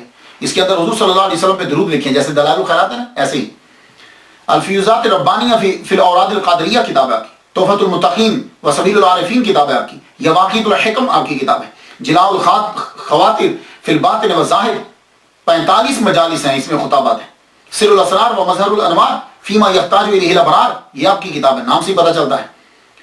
اور یہ کتاب قادریہ سلسلے کے جتنے مشائخ ہیں جو خود کو قادری کہتا ہے اس کے پاس یہ کتاب ہونا ضروری ہے۔ الرسالۃ الغوثیہ، اس میں الہامات ہیں اور اسرار ہیں۔ غنیۃ الطالبین بڑی مشہور ہے، ویسے اس کا اصلی نام تو الغنیۃ لطالب طریق الحق کے ہے، لیکن غنیۃ الطالبین کے نام سے مشہور ہے۔ اس کتاب کے اندر عقائد ہیں، عبادات ہیں، معاملات ہیں، سب کو یکجا کر دیا گیا ہے، اور یہ بہت مفید کتاب ہے یہ۔ مگر کچھ لوگوں نے یہ کہا ہے کہ یہ کتاب آپ کی نہیں ہے۔ ان میں اضافات کو دے کر شاہ عبدالحق محدث دہلوی نے ترجمہ کرتے ہوئے کہا کہ میں نے اس کا ترجمہ اس لیے کیا کہ ہو سکتا ہے کہ کچھ باتیں ان کی ہوں، تو معلوم ہے کہ ان کے نزدیک بھی یہ کتاب ٹوٹل ان کی نہیں ہے۔ ملا القاری کے استاد علامہ ابن حجر مکی نے یہ کہا ہے کہ اس کتاب کے اندر کچھ شامل کر دیا گیا ہے، اور واقعی یہ تو میں نے بھی خود پڑھا ہے، میں نے ایک دو نسخے دیکھے ہیں اس کے اندر کہ کافی ساری چیزیں اس کے اندر بعد میں ڈال دی گئی۔ قصائد آپ نے بڑے لکھے، شاعر بھی غضب کے تھا قصیدہ، مگر قصیدہ غوثیہ جو ہے وہ اس کو بڑی شہرت جو ہے وہ ملی۔ اس قصیدہ کی بڑی بڑی شروحات ہوئی ہیں اور بڑے بڑے علماء نے کی ہیں۔ امام محمد رضا خان بریلوی رحمۃ اللہ علیہ نے، سید شاہ محمد غوث قادری رحمۃ اللہ، تقریباً کہتے ہیں 18 شروحات قصیدہ غوثیہ کی ہیں۔ اللہ اکبر جل جلالہ۔ اور اگر آپ 40 روز تک اسے پڑھیں اور اللہ تعالیٰ سے دعا مانگیں تو اللہ تعالیٰ اس کے صدقے سے دعا جو ہے وہ پوری فرما دیتا ہے۔ حزب الرجاء والانتہا، یہ بھی آپ کی کتاب ہے۔ میں آپ کی کرامات اور اخلاق کریمانہ کے بارے میں کیا لکھوں، یقین جانیے اتنی موٹی موٹی کتابیں ہیں۔ اب بھی مجھے لگ رہا ہے کہ ٹائم بہت زیادہ ہو چکا ہے، لیکن اتنا جان لیجئے محمد مصطفیٰ صلی اللہ علیہ وآلہ وسلم کی سیرت کا، اخلاق کا اور صورت کا بالکل نمونہ تھے آپ۔ ہر چیز میں محمد مصطفیٰ صلی اللہ علیہ وآلہ وسلم کی فضائل میں، خصائل میں، شمائل میں، ہر چیز میں، بس آپ صحابی نہ تھے اور نبی نہ تھے۔ یہ میرا جملہ، ذاتی جملہ سنیے گا، میں نے کہیں سے پڑھا نہیں ہے۔ آپ نبی نہ تھے اور صحابی نہ تھے، باقی سب کچھ تھے۔ اللہ نے اتنا آپ کو مرتبہ، کیونکہ نبی نبوت بند ہو گئی اور صحابی وہ ہوتا ہے جو ظاہری طور پہ سرکار صلی اللہ علیہ وسلم کو دے گا۔ آپ صحابی اور نبی نہ تھے، باقی آپ سب کچھ تھے، بلکہ اتنا مرتبہ ملا کہ لوگ اسم اعظم تلاش کرتے ہیں اور کہتے ہیں کہ ہمیں اسم اعظم مل جائے، ہمیں اسم اعظم مل جائے۔ اللہ اکبر جل شانہ، آپ نے اللہ کی اتنی عبادت کی، اللہ کے اتنے محبوب بن گئے کہ اللہ تعالیٰ نے آپ کے نام ہی کو اسم اعظم بنا دیا ہے۔ جو آدمی صدق کے دل سے یہ کہ اے اللہ، الغوث العظم عبد القادر گیلانی رحمۃ اللہ علیہ کا صدقہ میری حاجت پوری فرما دے، اللہ تعالیٰ اس کی حاجت پوری فرما دے۔ آپ کو جب کبھی کوئی مشکل ہو، پہلے 2 رکعت اللہ کے لیے پڑھیے، اللہ کے لیے پڑھنے کے بعد فاتحہ 1 مرتبہ 3 بار کوئی شریف پڑھ کے اس کا ثواب دیجیے حضرت عبد القادر گیلانی رحمۃ اللہ کو، پھر اور ایک چیز کی، یا اللہ اس ولی کامل کا صدقہ میری حاجت کو پورا فرما دے۔ خواجہ معین الدین چشتی رحمۃ اللہ کی ملاقات ثابت کی جاتی ہے آپ سے کہ آپ جو ہیں وہ ان سے 2 مرتبہ ملے ہیں، لیکن یہاں میں ایک نقطہ عرض کر جاؤں، اکثر یہ ہوتا ہے کہ ملاقات ثابت کر دی جاتی ہے۔ ملاقات اس طرح ثابت کی گئی کہ 1 ماہ تک عبد القادر گیلانی 1 ماہ تک خواجہ معین الدین اجمیری چشتی رحمۃ اللہ علیہ مدینہ شریف میں جھاڑو پھیرتے رہے۔ حضور صلی اللہ علیہ وسلم نے پوچھا کیا چاہیے تمہیں؟ کہا جی مجھے کسی ملک کی ولایت دے دیجیے۔ آپ نے فرمایا جاؤ، تمہیں ہند کی ولایت دے دی، لیکن دفتر جو ہے وہ بغداد میں ہے، عبد القادر گیلانی سے جا کے مل لو۔ آپ یہاں آئے، آپ جب یہاں آئے تو آپ کو معلوم ہوا، شیخ نجم الدین کبریٰ کے حوالے سے معلوم ہوا کہ آپ کوہ جودی پہ جا چکے ہیں۔ تو وہاں آپ پہنچے، وہاں آپ نے اپنی پیسوں سے وہاں ایک کمرہ بنوایا، حجرہ، وہاں 57 دن آپ ان کے ساتھ رہے۔ یہاں عبد القادر گیلانی رحمۃ اللہ علیہ کے رشتہ داروں کی قبول بھی ہے، اور یہ علاقہ آپ نے لیا تھا لیکن کمرہ انہوں نے بنوایا اس پرفضا مقام کے اندر، اور آپ بھی اس کمرہ میں ان کے ساتھ رہے۔ کتاب کا نام ہے بڑی سوانح عمری، مورخ ہیں مولوی اللہ حافظ چشتی، انہوں نے لکھا کہ گیلان قیام کرنے کے بعد ان کے ساتھ ہی بغداد آئے اور کچھ ماہ جو ہے ان کے ساتھ رہے، اور دوسری کتابیں میں نے پڑھی تو لگتا ہے 5 ماہ اور 7 دن رہے، لیکن یہاں میری ذرا عرض سن لیجیے۔ خواجہ معین الدین اجمیری چشتی رحمۃ اللہ علیہ کی ولادت 536 ہجری میں ہوئی ہے، اور عبد القادر گیلانی رحمۃ اللہ علیہ کی ولادت 470 ہجری میں ہوئی ہے۔ ٹھیک ہے، پھر سن لیجیے، 536 میں خواجہ معین الدین، 470 میں عبد القادر گیلانی رحمۃ اللہ علیہ. تو معین الدین چشتی رحمۃ اللہ علیہ خواجہ معین الدین چشتی رحمۃ اللہ علیہ عبد القادر گیلانی رحمۃ اللہ علیہ سے 66 سال بعد پیدا ہوئے. بہت دھیان سے بھی ذرا سنیے گا. خواجہ معین الدین اجمیری چشتی رحمۃ اللہ علیہ عبد القادر گیلانی رحمۃ اللہ علیہ سے 66 سال 66 years after ان کے 66 سال بعد پیدا ہوئے. اور جب آپ پڑھ کر فارغ ہوئے تو آپ کی عمر 24 سال تھی. جائیے تاریخ پڑھ لیجیے. خواجہ معین الدین اجمیری چشتی کی عمر 24 سال تھی اور اس وقت غوث الاعظم کی عمر 90 سال تھی. 91 سال میں عبد القادر گیلانی رحمۃ اللہ علیہ کا وصال ہو گیا ہے. ٹھیک ہے. کم از کم 8 سال معین الدین چشتی رحمۃ اللہ علیہ نے خواجہ عثمان ہرونی رحمۃ اللہ علیہ کی خدمت کی ہے. کم از کم کی میں بات بتا رہا ہوں. ویسے تو لوگوں نے زیادہ بھی لکھا ہے. 8 سال. پھر خلافت لی. خلافت کے بعد آپ کی ملاقات عبد القادر گیلانی رحمۃ اللہ علیہ سے ثابت ہے. تو معلوم ہے کہ جب آپ نے خلافت لی ہے عبد القادر خواجہ معین الدین چشتی رحمۃ اللہ علیہ نے جب خلافت لی ہے تو اس وقت عبد القادر گیلانی رحمۃ اللہ کو دنیا سے گئے ہوئے 7 سال ہو چکے ہیں. 7 سال اس وقت آپ کو ہو چکے تھے. تو مجھے صرف اتنا لگتا ہے کہ جب آپ بغداد پڑھنے کے لیے تشریف لائے ہیں, بغداد کبھی آئے ہیں آپ, تب آپ کی عمر عبد القادر گیلانی رحمۃ اللہ کی عمر 90 سال تھی. آخری ایام تھے چلوں میں اور زیادہ تر سیکلوژن, آپ گوشہ نشینی میں رہتے تھے. تو یہ ہو سکتا ہے کہ آپ نے ان سے ملاقات کی ہو, اور وہ بھی ابتدا میں آپ نے ان سے ملاقات کی ہو. کیوں؟ اس لیے عبد القادر گیلانی رحمۃ اللہ علیہ رشتے میں خواجہ معین الدین اجمیری چشتی کے ماموں لگتے ہیں. تو ہو سکتا ہے کہ 90 سال سے قبل نہیں, 90 سال میں آپ کی ملاقات ہوئی اور اس کے بعد 91 میں آپ دنیا سے جو ہے وہ رخصت ہو گئے. یہ تو میں ویسے تاریخی حوالوں سے بات کر رہا تھا, ورنہ خواجہ معین الدین اجمیری چشتی رحمہ اللہ اور ان کو آپس میں ملنے کے لیے یہ ضرورت ہی نہیں ہے دنیا کی. آج بھی آپ میں سے جو ولی کامل ہیں بڑے, وہ جانتے ہیں کہ بغداد میں آج بھی میٹنگ ہوتی ہے. جو 2 مجلسیں ہوتی ہیں, ایک مدینہ میں اور ایک بغداد کے اندر, آج بھی لوگ وہاں موجود ہوتے ہیں. اللہ اکبر جل شانہ. قادریہ سلسلہ جو ہے, جس طرح فقہ میں تمام مذاہب امام اعظم کی طرف رجوع کرتے ہیں, اسی طرح تصوف میں کسی نہ کسی طرح تمام سلاسل جو ہیں وہ حضرت غوث اعظم کی طرف, الغوث الاعظم کی طرف رجوع کرتے ہیں. دنیا میں بہت سے سلاسل ہیں, 16 کا تو ذکر ملتا ہے, 4 کو اللہ تعالیٰ نے بڑی پذیرائی دی. شیخ عبد القادر گیلانی سلسلہ قادریہ, شیخ شہاب الدین سہروردی سلسلہ سہروردیہ, شیخ معین الدین چشتی سلسلہ چشتیہ, شیخ بہادر نقشبند سلسلہ نقشبندیہ. شاذلی سلسلہ بھی مشہور ہے مگر یہ عرب سائڈ پر ہے. تو ہندوستان میں قادریہ اور چشتیہ زیادہ مشہور ہے. ہندوستان بنگال میں حضرت شاہ نعمت اللہ قادری فیروز آبادی قادریہ سلسلے کو لے کر آئے. ہندوستان دکن میں حضرت شاہ نعمت اللہ قادری دکنی سلسلہ قادریہ کو لے کر آئے 1400 میں, یعنی 613 سال قبل. غوث پاک کے مدرسہ میں پڑھنے والے لوگوں نے پوری دنیا میں اسلام پھیلایا. وہاں سے لوگ نکلتے تھے, حتیٰ کہ چائنا میں, آج آپ چائنا میں بھی چلے جائیں تو وہاں بھی 6ٹھی جنریشن قادریہ سلسلہ کی 6ٹھی نسل پروان چڑھ رہے ہیں. مزار بھی ہیں اور قادریہ سلسلے کو ماننے والے بھی ہیں. آپ نے 91 سال اس دار فانی میں گزارے. اس کے بعد 8 کو 9 کو 10 کو 11 یا 14 یا 17 ربیع ثانی کو بروز اتوار دن کے وقت آپ دنیا سے رخصت ہو گئے. رخصت ہوئے تو آپ کے بیٹے نے آپ کا جنازہ پڑھا ہے. علامہ ابن جوزی کے نواسے علامہ شمس الدین ابو المظفر یوسف نے اپنی تاریخ میں لکھا ہے کہ آپ نے 561 ہجری میں وصال فرمایا. اتنا, جن کے مجمع میں تقریر سننے کے لیے 70,000 آدمی ہے, جب آپ دنیا سے گئے ہوں گے تو کتنے بندے ہوں گے؟ دروازہ بند کر دیا, اندر ہی چند بندوں نے مل کر جنازہ پڑھایا گیا اور دفنا دیا گیا. صبح کے وقت دروازے کو جو ہے وہ کھول دیا. اب لوگ جو ہے وہ جوک در جوک جو ہے وہ آنے لگے. اللہ اکبر جل شانہ. آپ کا اور آپ کی اکثر اولاد کی قبریں آپ کے قرب و جوار ہی میں. آپ کا روزہ مدرسہ قادریہ میں سونے کی چاندی کی جالی آپ کے ارد گرد لگی ہے. مجھے سعادت جو ہے وہ یہ حاصل ہوئی کہ ان کے روزہ اطہر کی یہ چادر کبھی جب یاد آتی ہے ان کی تو اس چادر کو چوم لیتا ہوں اور اسے ہی رکھتا ہوں. اللہ تعالیٰ کرم فرما دیتا ہے.